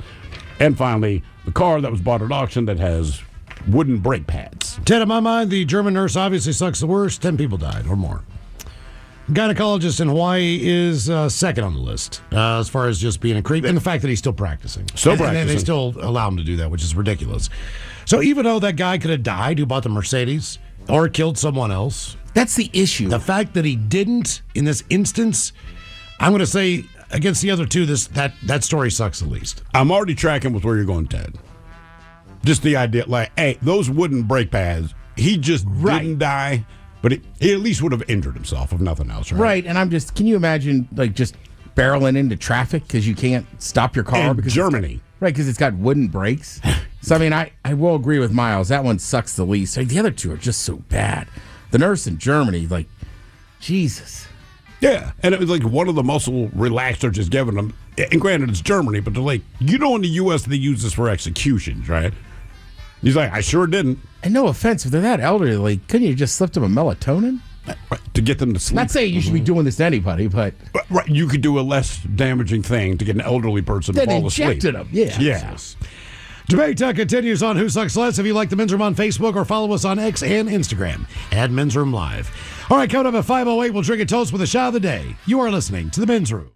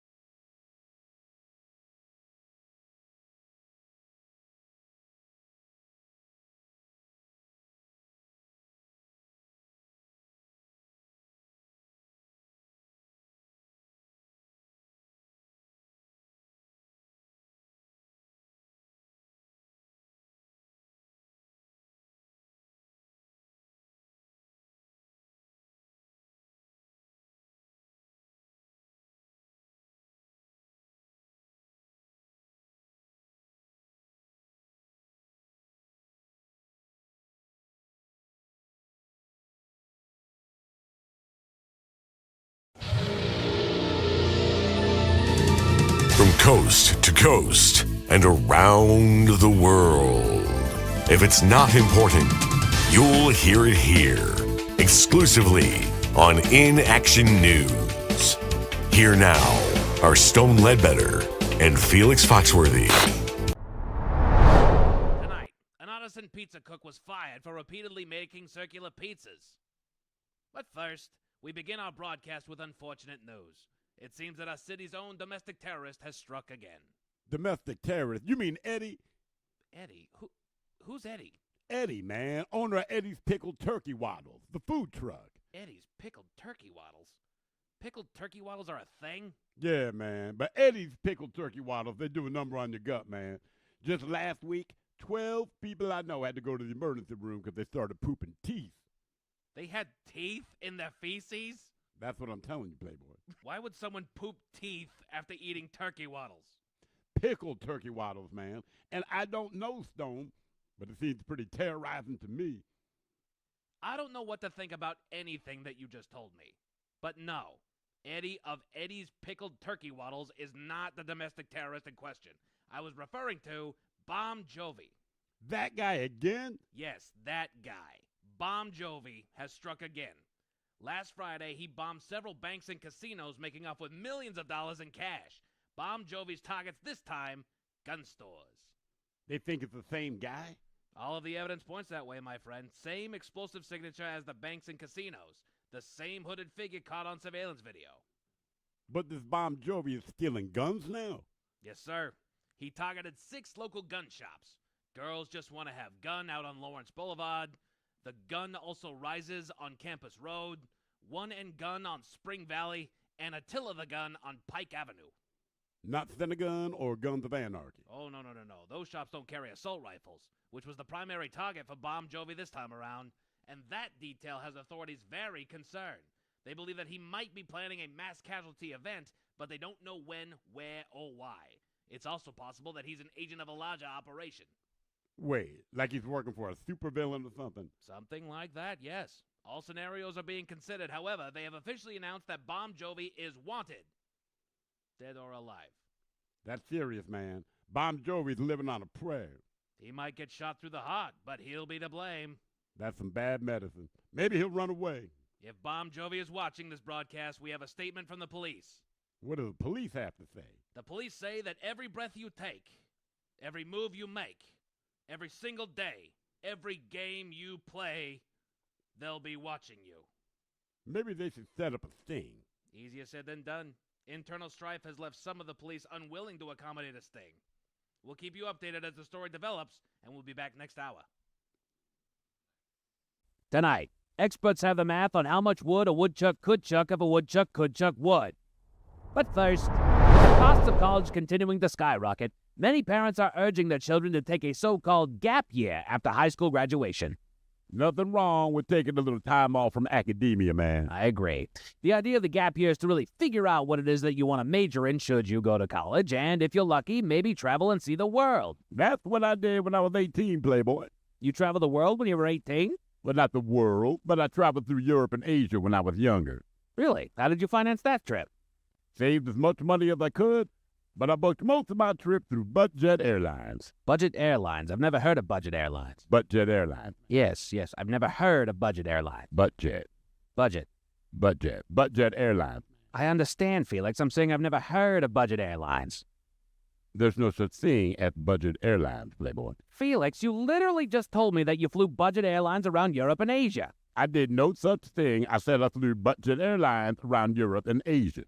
Budget?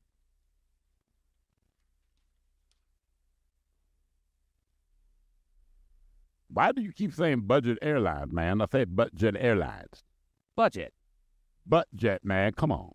Wait a minute. Are you saying butt, as in the thing that you sit on, your posterior, Budget Airlines? That is correct. Budget Airlines. What in the world is Budget Airlines? Budget Airlines is a budget airline. You flew a budget airline called Budget Airlines? Through Europe and Asia, yeah. Budget Airlines is a subsidiary of Derriere. There's an airline called Derriere? Yeah, and Derriere's budget airline is Budget Airlines. Why would you fly an airline called Budget? Because I was on a budget, Stone. So you've said. I guess what I want to know is why someone would fly an airline called Budget. The airline's name is a reflection of how you travel, man. I don't follow. Budget, man. Same number of seats as the regular airline, but twice as many passengers. Twice as many passengers? How does that even work? Is there standing room or something? Nah, man, nothing like that. On Budget, either you sit on someone's lap or someone sits on your lap.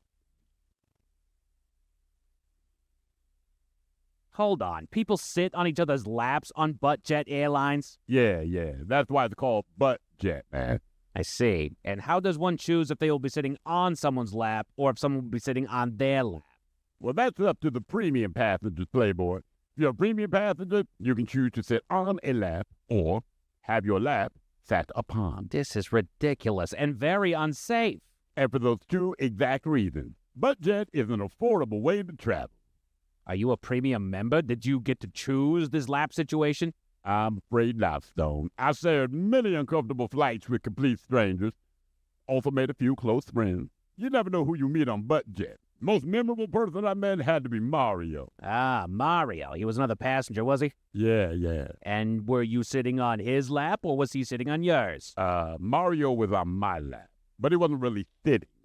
What do you mean he wasn't really sitting on your lap? Mario was an amputee, man, so there wasn't much of him on my lap. Not much of him? Yeah, man, Mario was amputated from the neck down. Felix, that's just a head.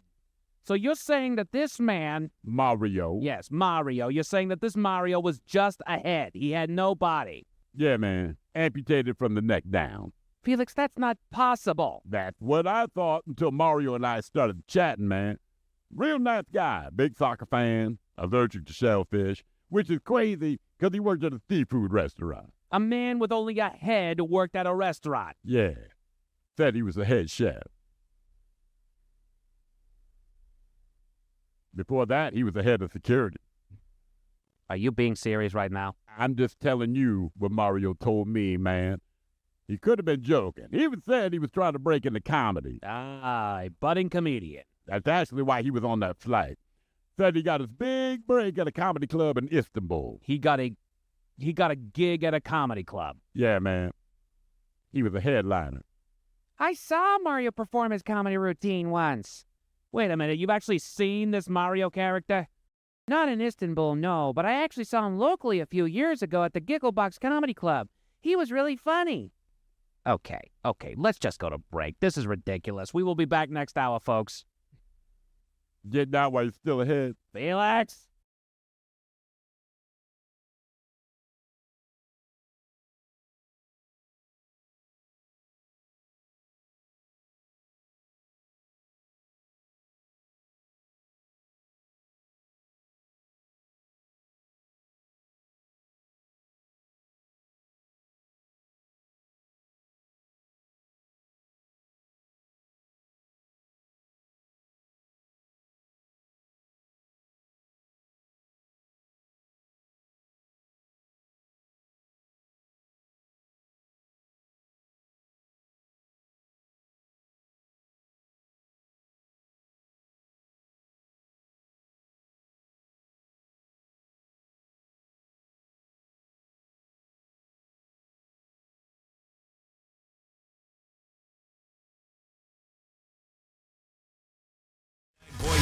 KISW. The Men's Room returns with Miles and Thrill. All right, coming up at 5:08, we'll drink and toast with the shot of the day. And we do have your headlines on the way at 5:50. But first, quick check with Mike Hawk and some of the stories and headlines he is not working on. Well, thank you, Miles. A new study found those suffering from anxiety have lower levels of the brain nutrient choline. Oh, my God. What is choline? I have no idea. Well, now I'm anxious as I don't have choline. Do they even tell you where you get choline? Like, what is the source of choline? Eggs, meat, fish, and soybeans. All right. They were basically saying that if you are suffering from anxiety, give that a shot. Try to up that in your diet. So it sounds like it is related directly to protein. A little bit. Or is that vitamin B12? Eggs, meat. Oh, okay. Right. Eggs, meat, See, don't fish, get and something. And so it is responsible, if I'm not mistaken, for memory and some sort of processing. I forget what it was. It said it in the I don't know. I didn't work on it, but that's basically what they were saying. And they were testing. They found that those that were suffering from anxiety had, all of them had about 8% lower than normal, or lower than those without it. So they just said basically add more choline-rich foods into your diet to see if that doesn't curb it a little. I've been screaming that from the mountaintops. A new bee has been discovered in Australia sporting devil-like horns on top of its head, earning it the name Lucifer. Did you see that thing? Oh, yeah. All I did, I saw the headline, I saw the picture, I didn't read another thing. I'm like, good to know. What did he think to himself? This stinger's not good enough. I need more weapons. I need No horns. matter what I do, I want to hurt you. I need antlers. Yeah, I mean, God, I just looked at the picture. I'm like, do you need to exist? I'm going to sting you from the front side. Yeah, I know. The number of people diagnosed with TB is increasing. Tuberculosis? Yeah, TB's on the rise. Tick bitties. And whooping cough, measles. But deaths continue a downward trend as far as tuberculosis goes. You're going to live. You'll be miserable. You're right. But you'll live. Well, You're gonna have it, but it's we going- have the not things gonna to combat it.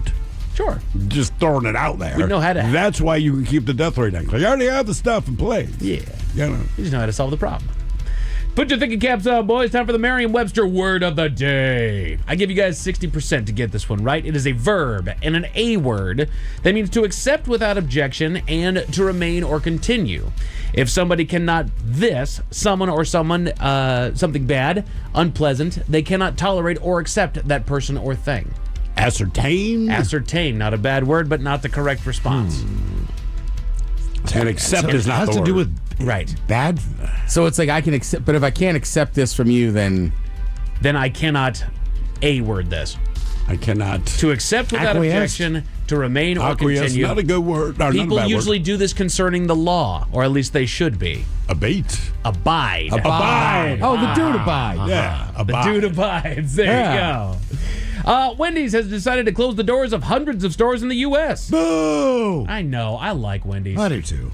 I feel like it's underrated. You don't realize how good a single cheeseburger is, do you? Yes. It's like, this is great. Single with cheese. They said they're doing it to save money, but at the same time, they just spent a bunch of money to tell us about tendies.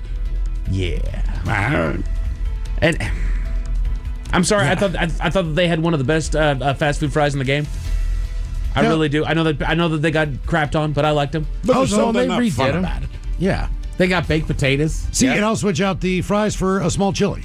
There you go. Because I think a chili's great. I think they were the ones that really kind of popularized fries in the Frosty, fries and ice cream. Yep. Well, sure. I mean, So I feel like that's where everybody really look, started it. You can't drink our Frosty. Right. So dip your That's one fries they've in. never been on, having a milkshake. Yeah. I mean, they're frosty to the death. Yeah. It's great. So that sucks. You see that video going around of the guy, his wife's in a chili cook-off, and he goes to Wendy's and buys they make like giant servings of the chili. Yeah. Then he just puts it in a crock pot. He doesn't win, but he comes in like second. And then he's like, I gotta confess, it's Wendy's. And he's like, well, it was really good. A new survey found that people can't tell the difference between real music and AI-generated music anymore. Well, the number one country song in America right now is by an AI-generated artist. But what would tip you off? Right. I mean, that's the thing about it. What would tip you off that it's AI? I don't think there's any way to tell. Mm-hmm. Yeah, I'm with The you. one that I heard, it sounded like Chris Stapleton or somewhere in that vein. Like Gotcha. Sturgill Simpson-ish, kind of old school, but with a new twist. But that's supposedly the hottest selling or downloaded song right now in country. The only thing I'm trying to figure out, so I did read something today that some AI artist just got a $3 million record deal. And I'm like, who gets the money? I don't know. There's an AI DJ that I want to say Deadmau5 brought out at Red Rocks, and she was just like supposed to be there. It's like just a video screen and the beach of the beach. I just don't know why other artists would promote this, because now you're promoting your career ending. Maybe. Yeah, basically. And look, I've done it. I've sat in my buddy's office and we made some AI EDM songs, and they were good. You know, bangers. Try to sell them. Bangers. Somebody got a $3 million contract. They said the AI artist did. Obviously, it did not. But somebody made money on it, and you literally have to do nothing. Exactly. Studies suggest that your brain may learn best while fatigued. I have no idea why. I didn't read the study. If that's the case, good news for parents everywhere. Yeah. Well, sometimes you're more productive if you're hungover in a weird way. I think like you're almost more committed to get something done. You gotta fight through because it. you really don't feel like doing it. So you kind of put your all into accomplishing something. I'm not saying this is the way to go through life, but certainly there are moments where I'm like, I feel like absolute crap, but the house is spotless. Well, I mean, look, you do it in sports, you do it in the military. You right? know what? That's a good point. Yep. Like you always practice to exhaustion, and then like in basketball, now hit your foul shots. Sure. Or a 2-minute drill at the end of the second 2-a-day to see if your brain can still compute and do that stuff, right? Or military guys got to go through basic training to get you as tired as can be, and can you remember so it turns into instinct? So that makes sense. Does. That makes sense. Sure. A new study found that 10 weeks of fast-paced brain training games could offset a decade of decline. Wow. Yeah. My wife will live forever. That's a fact. Like she plays games on her phone, but they're all brain teasers. I'm like, I don't even want to play these with you because I got to think too much. Really? Yeah, I mean, and like that, her and my son, man, they just hunkered down on that stuff. Dang it! I just want to shoot things or drive. Like to me, if I want to play a game, am I driving? Yeah. Am I shooting something? If I got to like think, I don't know. No, I just thought in general, I like that. It's the cowboy lifestyle. And in general, Ted. Yeah, I yes. want to shoot guns and drive fast. But I know what you're thinking. Mike, what are these brain-teasing games that we can play? The Men's Room Top 10. The Men's Room Top 10.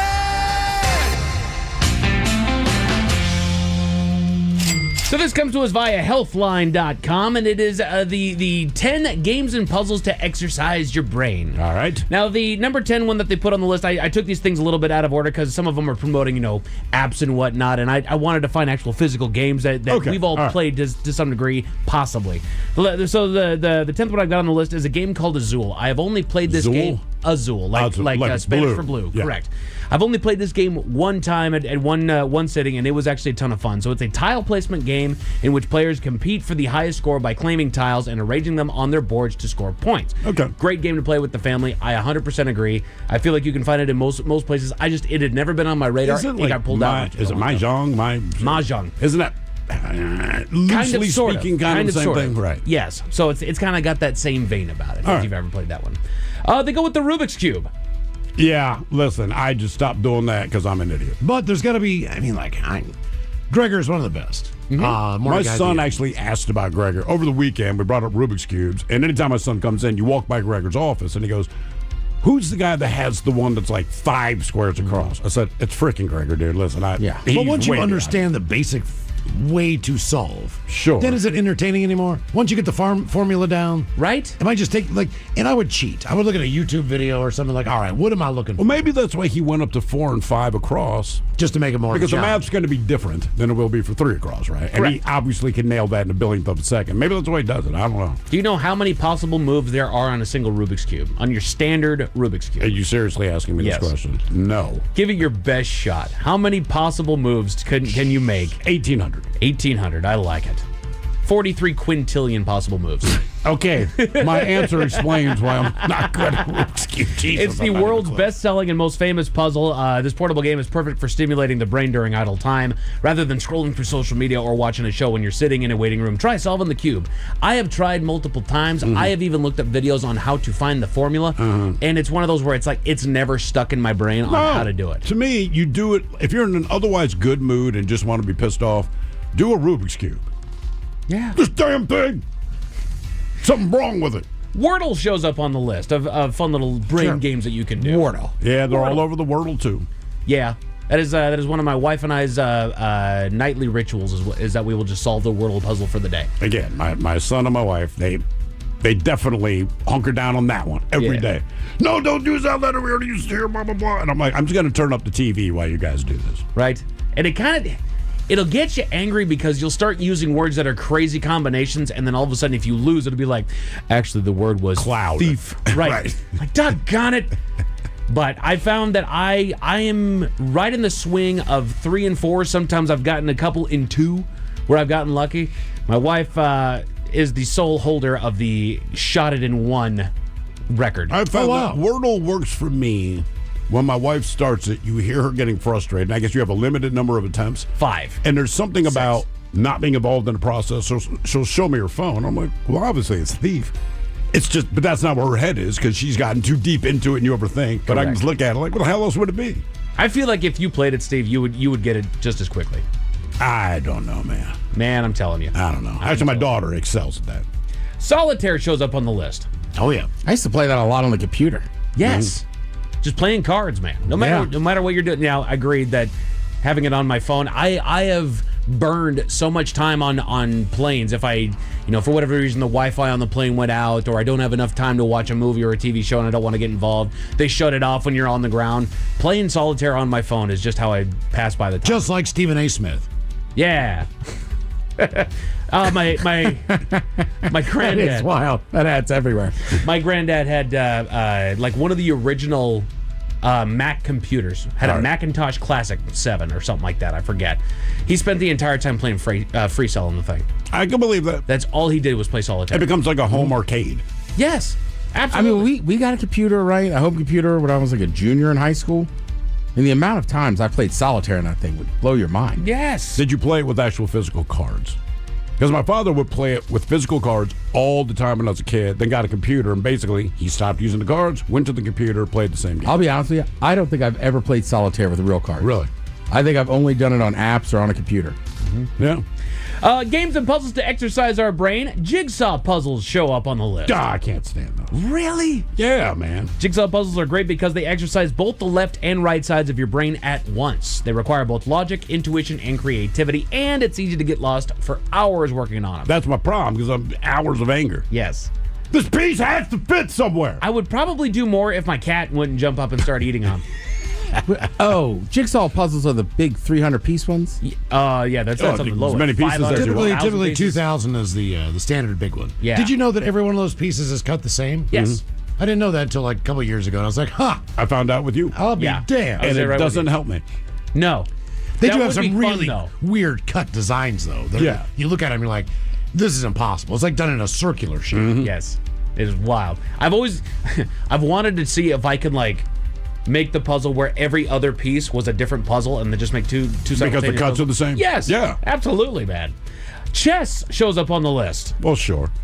If Queen's Gambit wasn't inspiration enough, playing chess results in better brain function, improved memory and cognitive abilities, strategic thinking, and increased attention spans. In a 2019 research review, scientists found that the cognitive benefits of chess could help protect older adults from dementia. There's a kid on my son's soccer team, and he's 12 or 13. Either way, he is like a ranked chess player, both Nice. state and national. So when we go out of town for the volleyball tournament, he'll sit in the lobby, and he takes on like the 18-year-old kids, the 16-year-old kids. He will play against 4 people at the time, and he's just like, I'm going to beat you in the next 3 moves, but I'll explain what I'm doing. So he played me. I made 2 moves, and he's like, all right, I'm going to drag this out a little bit so I can. I'm like, what are you talking about? And he explained to me what he was going to do based on 2 moves. Right. He's like going to be checked. I'm going to box you in right here. Jesus Christ. Even if man, you that's adjust it, brother, wouldn't matter? No. This kid, I'm telling you, he understood. He gave me his general strategy, which is cool. Like a general strategy of football, win. But he actually understands like every single possible combination of any move that you make, and he knows how to take it out. The thing with the adjustment there, Ted, is he literally boxes you into where you have to follow where he's going. Yeah. Because if you don't, he's going to kill you right there. That's it. So you are dragging it up. Basically, it's like the killer whale playing with it. Well, you're going to die. I just haven't killed you yet. Right. I'm dragging this out to where you have no choice but to lose. I'm having fun beating you. Exactly. Yeah. And it's wild. I've wanted to learn and get to that point. I can play chess. I just wouldn't say that I could play it with the best of them. I couldn't play it with even the adept. I just get dragged the entire time. All right. And I enjoy chess. Crossword puzzles show up on the list. Yeah, that's my favorite. I enjoy those. Research from 2022 indicates that crossword puzzles help with knowledge retention. This brain activity helps you improve verbal skills and forces you to think deeply. And that is another one that we did for the longest time because we had the New York Times app on our phone, on my phone rather, and they had a free mini one every time. And it was just a little guy. It was maybe 5 or 6 by maybe 5 or 6 depending on the day and what all they did. And then they doggone paywalled the thing. So Did they? Yeah, Man. It was a free one every day, and then they put the paywall up there. So I enjoyed it. Yeah, my wife and I used to do that together. Then we had kids. You just didn't have time. No. But that was our Sunday ritual. And it kind of took all day. Work on it for an hour. Do other things. Come back. Work on it for an hour. Do other things. Yeah. Yeah. I don't think I've ever completed a big one to where I felt confident with the answers. Right. You know what I mean? Who delivers the New York Times Sunday paper now? Amazon? Probably. I'm just curious who goes every Sunday, unless, you know. You can go it's to a Seattle place time. and buy them. Well, I know, but I mean, like, if you have a subscription. I did Who puts that thing on your door? There's still got to be paper delivery UPS? guy, right? I don't know. I mean, but for the New York Times. But the Like here in difference is, Seattle. it used to be if you were the paper boy, it's every house or every other house. New York Times might be my house, then it might be your house. Yeah, then I'm Like- going to Magnolia, then I'm jumping to Queen Anne Hill, Right. then I'm like, it's got to be somebody like UPS or Amazon. Right? The New York Times depends on your location with independent contractors and local delivery services. Okay. Mm-hmm. To be a Pizza Hut guy. Exactly. Sudoku shows up. It's a number puzzle where you fill in grid numbers 1 through 9 with each number appearing only once in a row, column, or box. The classic game makes you think critically and helps improve concentration skills, while many mobile options are available nowadays. Nothing hits harder than playing with a pen and paper. I've never played it. I loved playing it. There was a hot minute there, especially when I was traveling. I had a Sudoku book, and I would just crawl through that thing. And it is a fun little Brain exercise. That's exactly what it is. All right. And it's just brain candy for me. Now, somebody here says expert level Sudoku and other solitaire games keep my mind alert. Sudoku definitely doing well. Yeah, the expert level Sudokus, they can get real wild with it. It's been a minute since I've looked, so I don't remember fully what the more advanced versions look like. Yeah. But they can get pretty intense sometimes. To me, they look like nope. I'm out. Don't want it. But then this, according to Healthline.com, is the #1 game and puzzle to exercise your brain. We've all played it. We all hate it. What does your wife mean when she says, I'm fine? No, you pull out the dictionary and play you a game of Scrabble. Oh, yeah. On top of bringing out competitive spirit in every age group, this classic word game works to enrich your vocabulary and train your mind to focus on a single task. With an entire dictionary of words to choose from, every round is different, and you'll never tire of playing this game. It's been around since 1948. But why is there a Scrabble dictionary just versus the dictionary? Because people would argue, this is not a word, right? And maybe you know it is, the other person doesn't, but it's not in the Scrabble dictionary. But if you open, I don't know, the Oxford dictionary, you're like, there's the word, man. Yeah. That is a big difference. I don't know. Because the Scrabble dictionary is not nearly as thick. Correct. As a normal dictionary, right? So sometimes you just happen to know a word. Doesn't mean you're smart. You just happen to know this word. All right. And you play it, and someone says, man, I don't know that word. You can explain the definition. I don't know this word. They open their Scrabble dictionary. It's not in there. You open the real dictionary, it is, and they'll still argue with you. Yeah, but it's not the They Scrabble had tons of words every year too. So it's like anything Do else. that Scrabble? Well, just based on what is a real word. Sure, So you have right. to keep up with it. How the hell you do that? Is ain't a real word? Can I play ain't in Scrabble? I would let you play it. Okay. I think with the smartphone, though, that should You know be what? easy for Yes. everybody to Well, can figure you out. play words with apostrophes? No. So then no. You can do plural, but you can't do apostrophes. Yeah. Yeah. I think ain't has an apostrophe. A trio of prowlers right here at home picked the wrong place to commit the crime, Miles. Where'd they commit that crime? Tell you all about it at 5:50. Thank you, sir. Headlines are coming up at 5:50. In the meantime, have we made it to drinking time? Somebody out there deserves to be recognized. And the men's room knows just who it is. So to you, we say, bottoms up, sailor. You're the toast of our shot of the day. Drink time it is, and as usual, we head to the drink desk and Steve will throw a hill to find out who we're toasting. Yes, indeed. And today we toast 45-year-old Kim Kardashian, best known for being a vapid bag of butt. Well, in spite of that, Kim, as you probably know, she's actually been studying to become a lawyer in the state of California, inspired by, to her credit, the mistreatment or misrepresentation of certain parts of the population, right? Got to her about 3 years ago, and I want to say she's kind of dedicated herself to following through. So for the last few years, she has been on a mission, studying for the bar exam, hoping to follow in her father's footsteps. Well, she announced over the weekend that she successfully failed the bar. Now, look, no one is surprised except Kim herself. And I'm not toasting her or making fun of her for her failure. We're toasting her for who Kim blames for her failure. That's right, not her lack of studying, maybe just getting it wrong, as many people do when they take the bar. She's blaming her family's team of psychics. That is correct. This is her quote. Quote, all of the effing psychics that we have met with and we're obsessed with all are effing full of S. They all collectively, maybe 4 of them, have told me I was going to pass the bar. So they're all pathological liars. Don't believe anything they say. Unquote. So, ladies and gentlemen, you heard it from Kim Kardashian, who's studying to be a lawyer, that, hey, turns out the psychics might be lying to her and just taking her money. Crazy. And that's what it took her to figure out when she didn't pass the bar after 4 psychics told her that she's going to pass the bar. Maybe she'll ignore them next time, and I don't know, study. We'll leave it up to her. But she says she will try again. So we pour this booze, and we drink this booze because we think it's yummy. Yummy. So over the tongue and down the throat to party in our tummies. Down the hola bijola. All right, it's going to get tested now in line for Profile This, 206-803-ROCK. Profile This is next.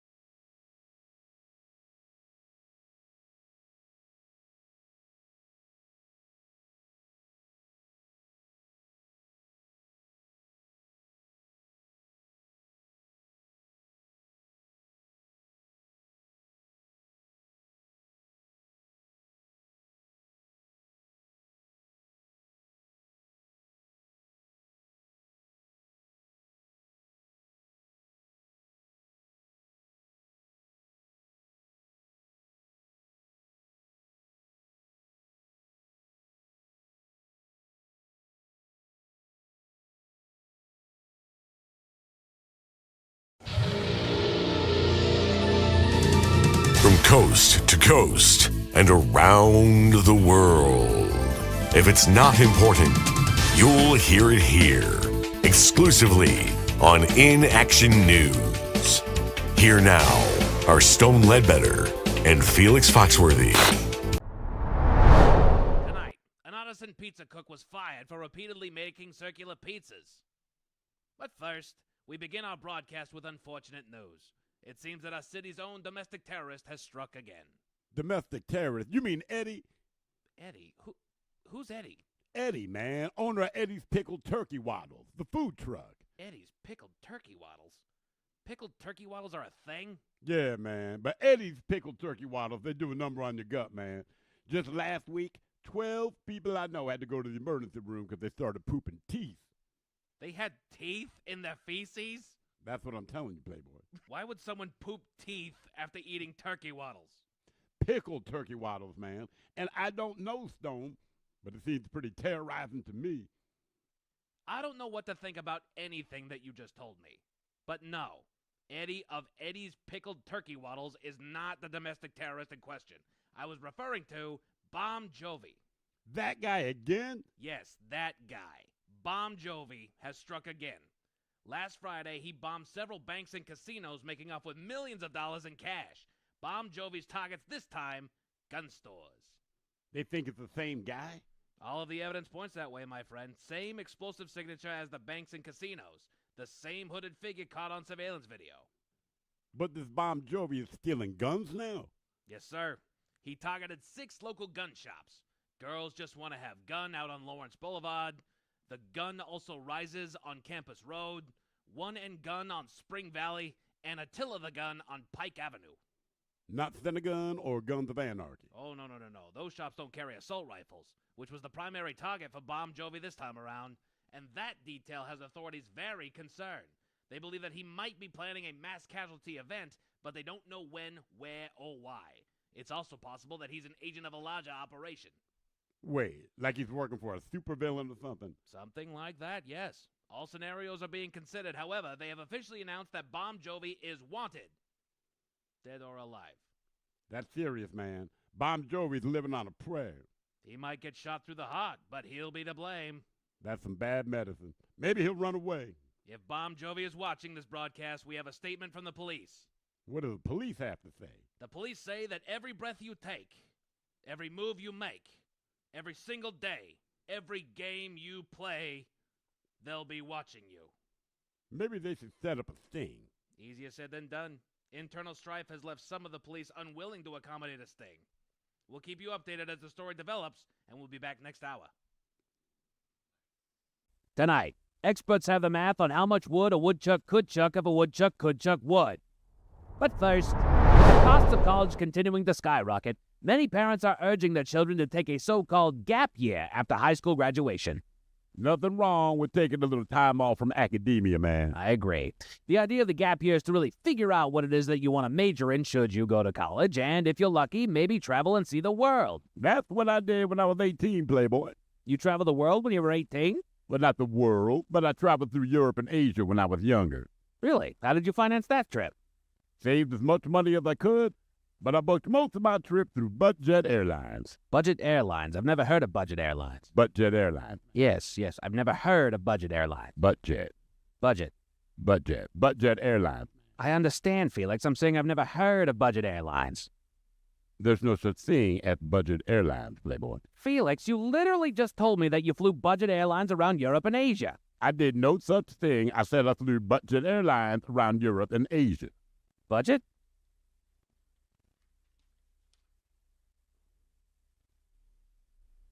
Why do you keep saying Budget Airlines, man? I said Budget Airlines. Budget? Budget, man. Come on. Wait a minute. Are you saying butt, as in the thing that you sit on, your posterior, Budget Airlines? That is correct. Budget Airlines. What in the world is Budget Airlines? Budget Airlines is a budget airline. You flew a budget airline called Budget Airlines? Through Europe and Asia, yeah. Budget Airlines is a subsidiary of Derriere.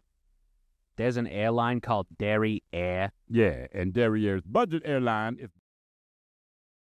99.9 KISW. Text the men's room at 206-803-ROCK. TV Time with Ted brought to you by Xfinity. Give them a call, 1-800-XFINITY. The Men's Room presents Profile This. And Stephen Throwhill, could you please tell everyone how Profile This is played? I sure can, Miles. It's a simple game where we share with you a real-life news story. Something that happened right here on planet Earth. Earth. And as you listen to the story, based on the stereotypes you believe to be true of people and the decisions that people make, we'll ask you what it is you think makes the story a story. Hello, Paul. Welcome to the Men's Room. Hola! All right, Paul, you understand how this here game is played? Yes, sir. Fantastic. You have your choice today of one of three stories. Today, we offer you Animalize This, where you guess the animal responsible for causing the problem. Seriously, where you guess the petty conflict that led to violence. And finally today, License to Spill, where you guess the substance responsible for creating the mess. Man, I've always had a license to spill. All right. License to Spill.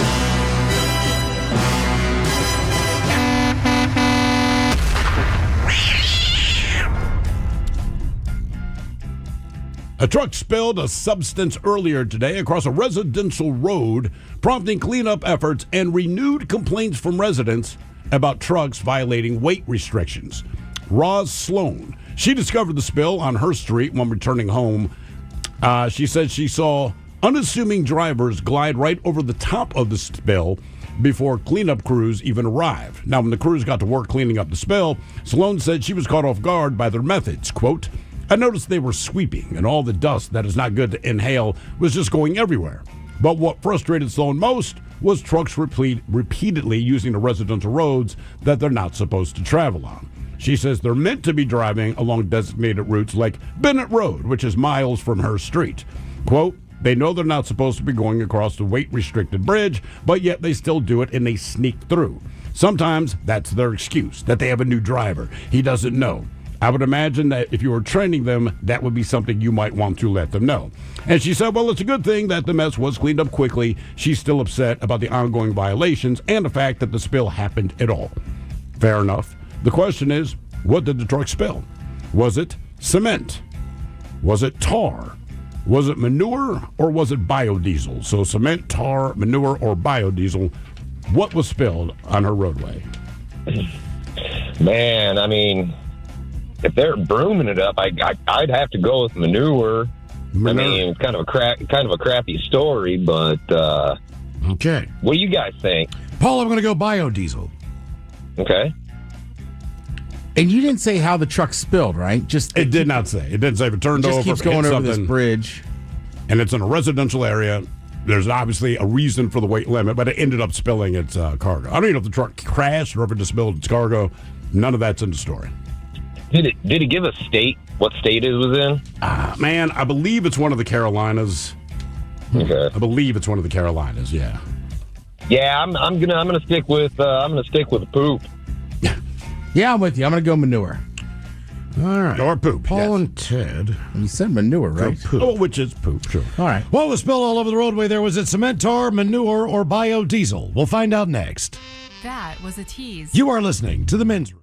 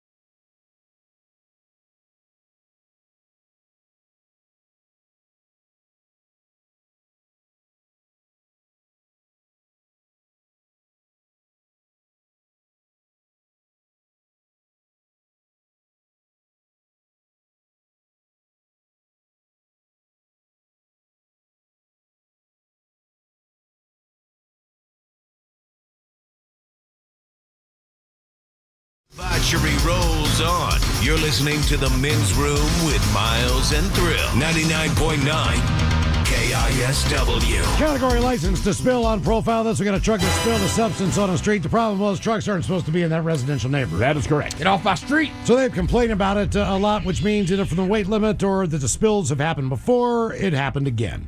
Question is, what was spilled all over the roadway? Cement, tar, manure, or biodiesel? And Paul, that is a question that we posed to you. Let us start with my guy. He went with biodiesel. It was not biodiesel. But Paul, you went with manure. Ted agreed. Went with poop. Same freaking thing. No.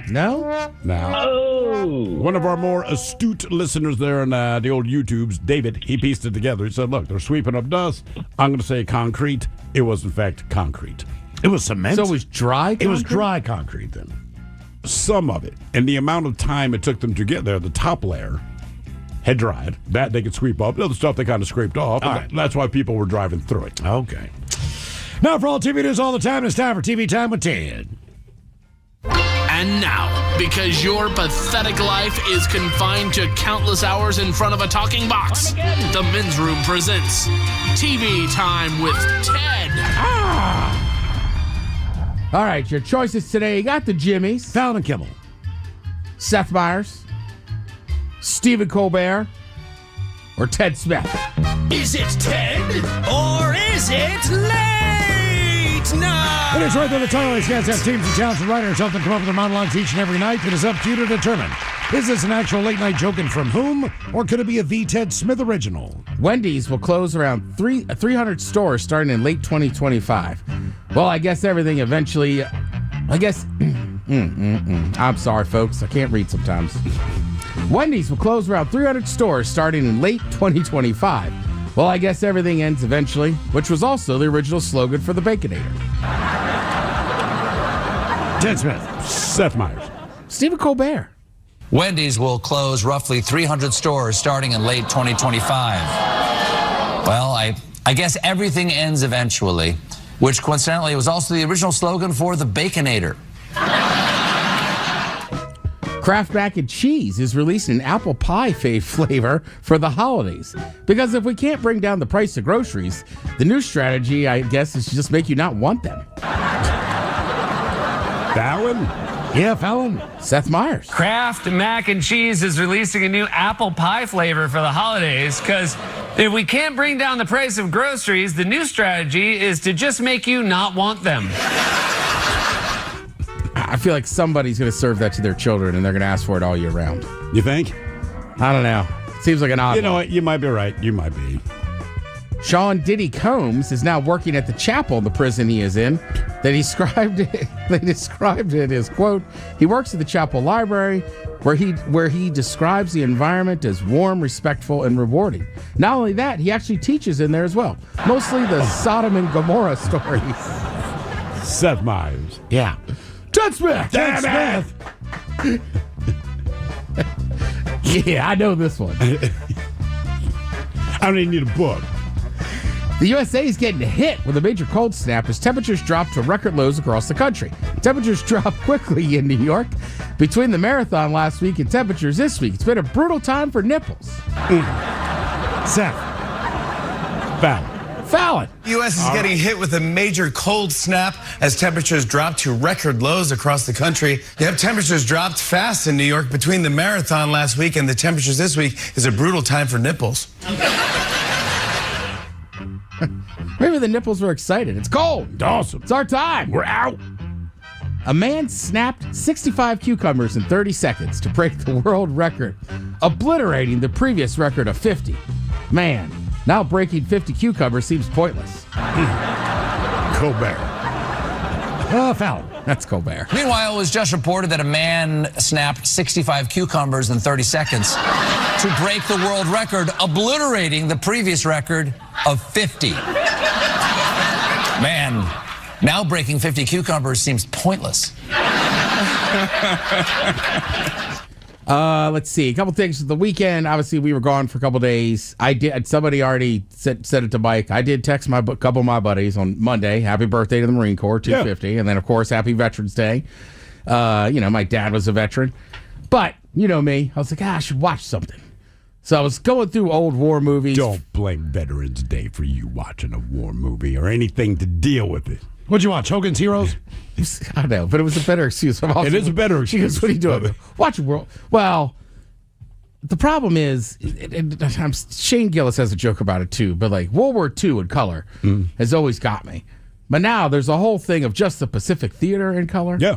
Which is brutal, right? Yep. And then now they got Vietnam in color. So I watched a lot of that stuff. And then I watched like a four-part series on Netflix right now about the Marines. Okay. I think they're just called Marine. And it's pretty interesting because, you know, it's just showing you the different types of like everybody on there, right? And then don't chastise me for this. I want to say it's a squadron. They're all in Japan, but they're also on boats, right? Okay. So you have the gunners, you have the snipers, which some of them are scout snipers, which I guess now they're getting rid of. And then you have like the pilots too. As you forget, in the Marines, they will fly some jets and they will also fly helicopters, like these attack helicopters. But seeing them prepare and drill in all this time is just super interesting. They all come from different backgrounds. A lot of them obviously are pretty machismo young men that are looking for something to do and this and that. But then also they looked at kind of the mental aspect of like some of these guys have trained so long, but they haven't been in combat. Right. And it's almost like just one psychologist was saying, like, some of these men and women that come back that don't actually go to combat almost have like a different, harsher version of PTSD, is they feel like they never fulfilled their job. Okay, that makes sense. And I was like, that's crazy. Mm-hmm. You know, it's kind of like firemen. If you know a fireman, they'll never say this, but like the bulk of the job is injuries, car accidents, right? Like you want to go fight fire. Of course. Right. So if you trained you're a machine gunner, like you want to go shoot that machine gun. Yeah, that's but the point. Right, but it's like nobody wishes for war. So it's just it's super interesting. And then for all the like stuff you watch as civilian, like, oh, that'd be awesome to do and stuff. I also like they're just very honest about it. Like the one guy's like, look, 80% of this sucks. Yeah. He's like, there's 20% that's fun, hanging out with the guys and shooting the weapons. But he's like, some of it, and like a lot of them, they're Marines, but they're like, the one guy's like, I hate it. I can't swim. He goes, you get in these boats, the rubber boats, right? You're getting off a big ship at night. You know what that boat's made out of? He's like, it's just rubber. Right? He's like, it's frightening. Yeah. You know, he's like, I'm scared. I've had a few Navy SEALs over the year, and I remember the one guy asking him, like, man, like, you jump out of those planes at night, like, you ever get scared? He's like, what do you think? He's like, I'm swimming in the ocean, open, like, I'm jumping into black ocean at night. Right. He's like, yes, I was a Navy SEAL. He's like, I was still scared as hell. Sure. He's like, I know how to do my job. So, very good show, and I thought it did a good job of showing kind of the all aspects of that. Now, this just happened to focus on the Marine Corps, which is also funny, is they're all Navy ships. Right. And they're always kind of giving each other the business and different. And then also, there's just so many jobs. You know, like my dad was an infantryman, you know, in the Army, right, in 69. And he had a Bronze Star, right? So he was in combat and stuff. But you forget, like, the Army's so big, they do everything. Yeah. Like, they show up. They could run a whole country if they needed to, right? And then, like, the Marines, like these guys, it's like, well, you got to be ready at the drop of a hat to go fight. Exactly. So, yeah, just kind of, the funniest line was they were like, oh, they got cardio machines. And they're like sitting there pushing these crazy weights. And they're like, what Marine do you think's doing cardio? So that was a pretty good show. And then I would also say, how about those Seahawks? Oh, God. Jesus. What a beautiful day. I was tailgating, had good seats at the game. Shout out to everybody that said hello. It was just, I don't know that I've ever seen Seahawks fans in a better mood. What was the food at the tailgate? Actually, the guy had pulled pork that he had smoked the night before, and pulled chicken. Damn, nice. The pulled chicken, I'll be honest with you, usually I go pork. The chicken was phenomenal. I can believe that. And he said he cooked it down with some tequila, too. Ooh. Yeah. So got hammered eating a chicken sandwich. I mean, I'm sure it cooks off. It's just one of those things. Given the choice, I'd always take pulled pork. Sure. So he's like, you got to try the chicken, dude. Okay. I was like, all right. But yeah, all the Seahawks fans are in a great mood. And then one of our listeners. I want to say they are number one in both the ESPN and NFL.com power rankings. Yes. Which is completely arbitrary, but it still feels. It lets you know everyone recognizes that they're doing very, very well. Right. And after spending Saturday specifically in a bar so I could watch Maryland lose, watch the Sounders lose on my phone, and watch the Huskies lose all in one sitting, it was very nice to see a team I enjoy win. We're not that far off from Halloween, so I've been sitting on this list for a little bit, but it's kind of interesting. It's like horror movies based off true or allegedly true stories. Okay. All right, so the first one I went to was The Exorcist. Yep. That was in 1973. I've always thought of that one as super scary because I grew up kind of near there. Yeah. That kid was in the same parish as my mom when she was a kid, so they always told the stories and everything. But that kid, he ended up growing up completely normal. He was a NASA engineer. I've heard that, yeah. Went to work for that and didn't really want it to be known so much. I still contend that it was the My house. parents were freaked out, man. They're weird. Well, because that house was in a neighborhood we call Mount Rainier, because nobody knew how to say Mount Rainier. Correct. And again, that police department, they thought they were being slick, and they put mountains on their squad cars, but they were like the Tetons. Oh, good. They were straight up and down. And I was like, did nobody look at a map? Nope. But that house I always thought was still haunted. That house burned down. There's a playground on it now. Hey, kids, play here. What could go wrong? Your head will spin around. The Exorcism of Emily Rose from 2005. That's based on the story of a young German woman who died after nearly 70 exorcisms. Jesus.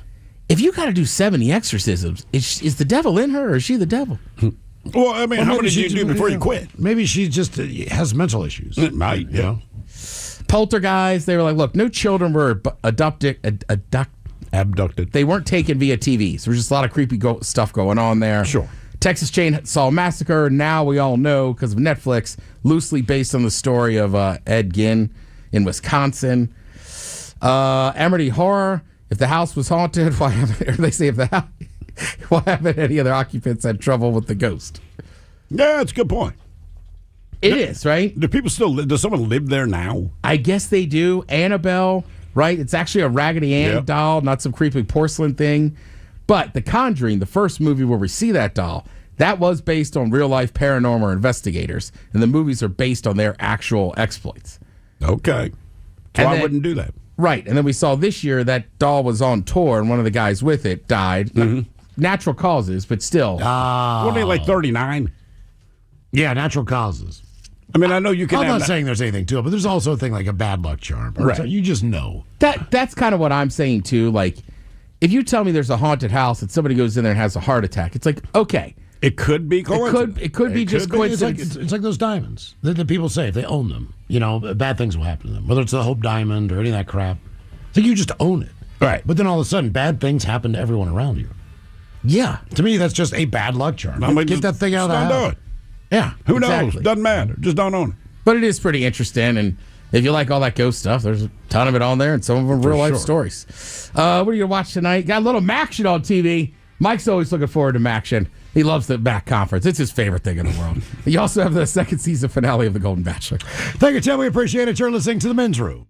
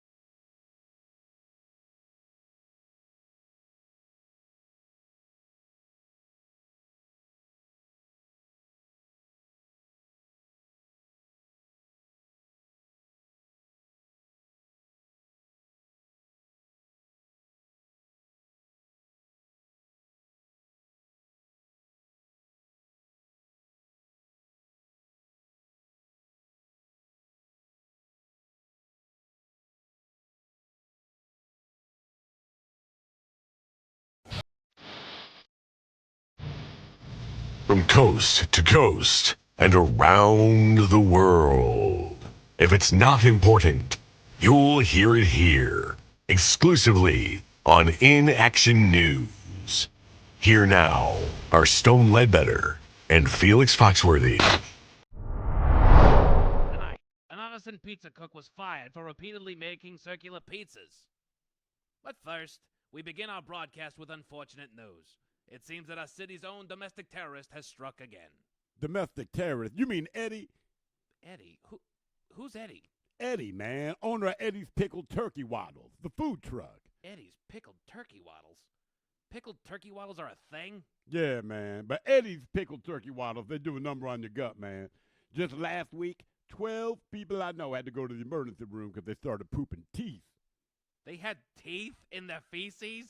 That's what I'm telling you, Playboy. Why would someone poop teeth after eating turkey waddles? Pickled turkey waddles, man. And I don't know, Stone, but it seems pretty terrorizing to me. I don't know what to think about anything that you just told me. But no, Eddie of Eddie's Pickled Turkey Waddles is not the domestic terrorist in question. I was referring to Bon Jovi. That guy again? Yes, that guy. Bon Jovi has struck again. Last Friday, he bombed several banks and casinos, making off with millions of dollars in cash. Bon Jovi's targets this time, gun stores. They think it's the same guy? All of the evidence points that way, my friend. Same explosive signature as the banks and casinos. The same hooded figure caught on surveillance video. But this Bon Jovi is stealing guns now? Yes, sir. He targeted 6 local gun shops. Girls Just Want to Have Gun out on Lawrence Boulevard. The Gun Also Rises on Campus Road. One and Gun on Spring Valley. And Attila the Gun on Pike Avenue. Not Senegun or Guns of Anarchy? Oh, no. Those shops don't carry assault rifles, which was the primary target for Bon Jovi this time around. And that detail has authorities very concerned. They believe that he might be planning a mass casualty event, but they don't know when, where, or why. It's also possible that he's an agent of a larger operation.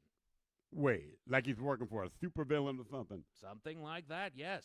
All scenarios are being considered. However, they have officially announced that Bon Jovi is wanted. Dead or alive. That's serious, man. Bon Jovi's living on a prayer. He might get shot through the heart, but he'll be to blame. That's some bad medicine. Maybe he'll run away. If Bon Jovi is watching this broadcast, we have a statement from the police. What do the police have to say? The police say that every breath you take, every move you make, every single day, every game you play, they'll be watching you. Maybe they should set up a sting. Easier said than done. Internal strife has left some of the police unwilling to accommodate a sting. We'll keep you updated as the story develops, and we'll be back next hour. Hey bro, Mensu Muragana Besuto Bira. Super freshu, super strong, taste boom. You drink now, anatawa big man desa. No wait, no think. Just grab Mensu Muraga. Say chas. Kanpai. Mensu Muragana Besuto Bira.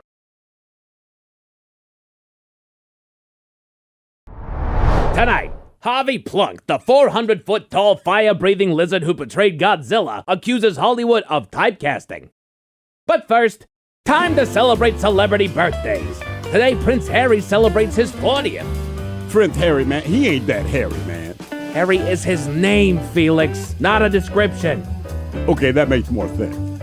Anyway, actor Tom Hardy is turning 47. Mad Max, Bane, and Venom. And countless other roles. Yes, Tommy Lee Jones is 78. Does he still play drums in Motley Crue? No, that was Tommy Lee, Felix. I'm talking about actor Tommy Lee Jones. He was the white guy in Men in Black. Yeah. Also celebrating a birthday today is former quarterback Dan Marino, Lisa Vanderpump. Who? From Vanderpump Rules.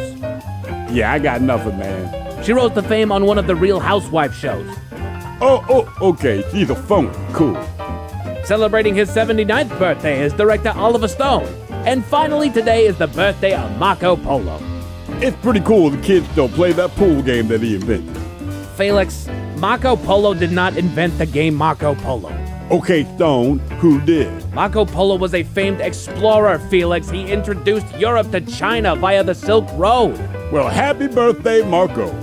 Well, he's dead now, Felix. Okay, my condolences to his family. Never mind.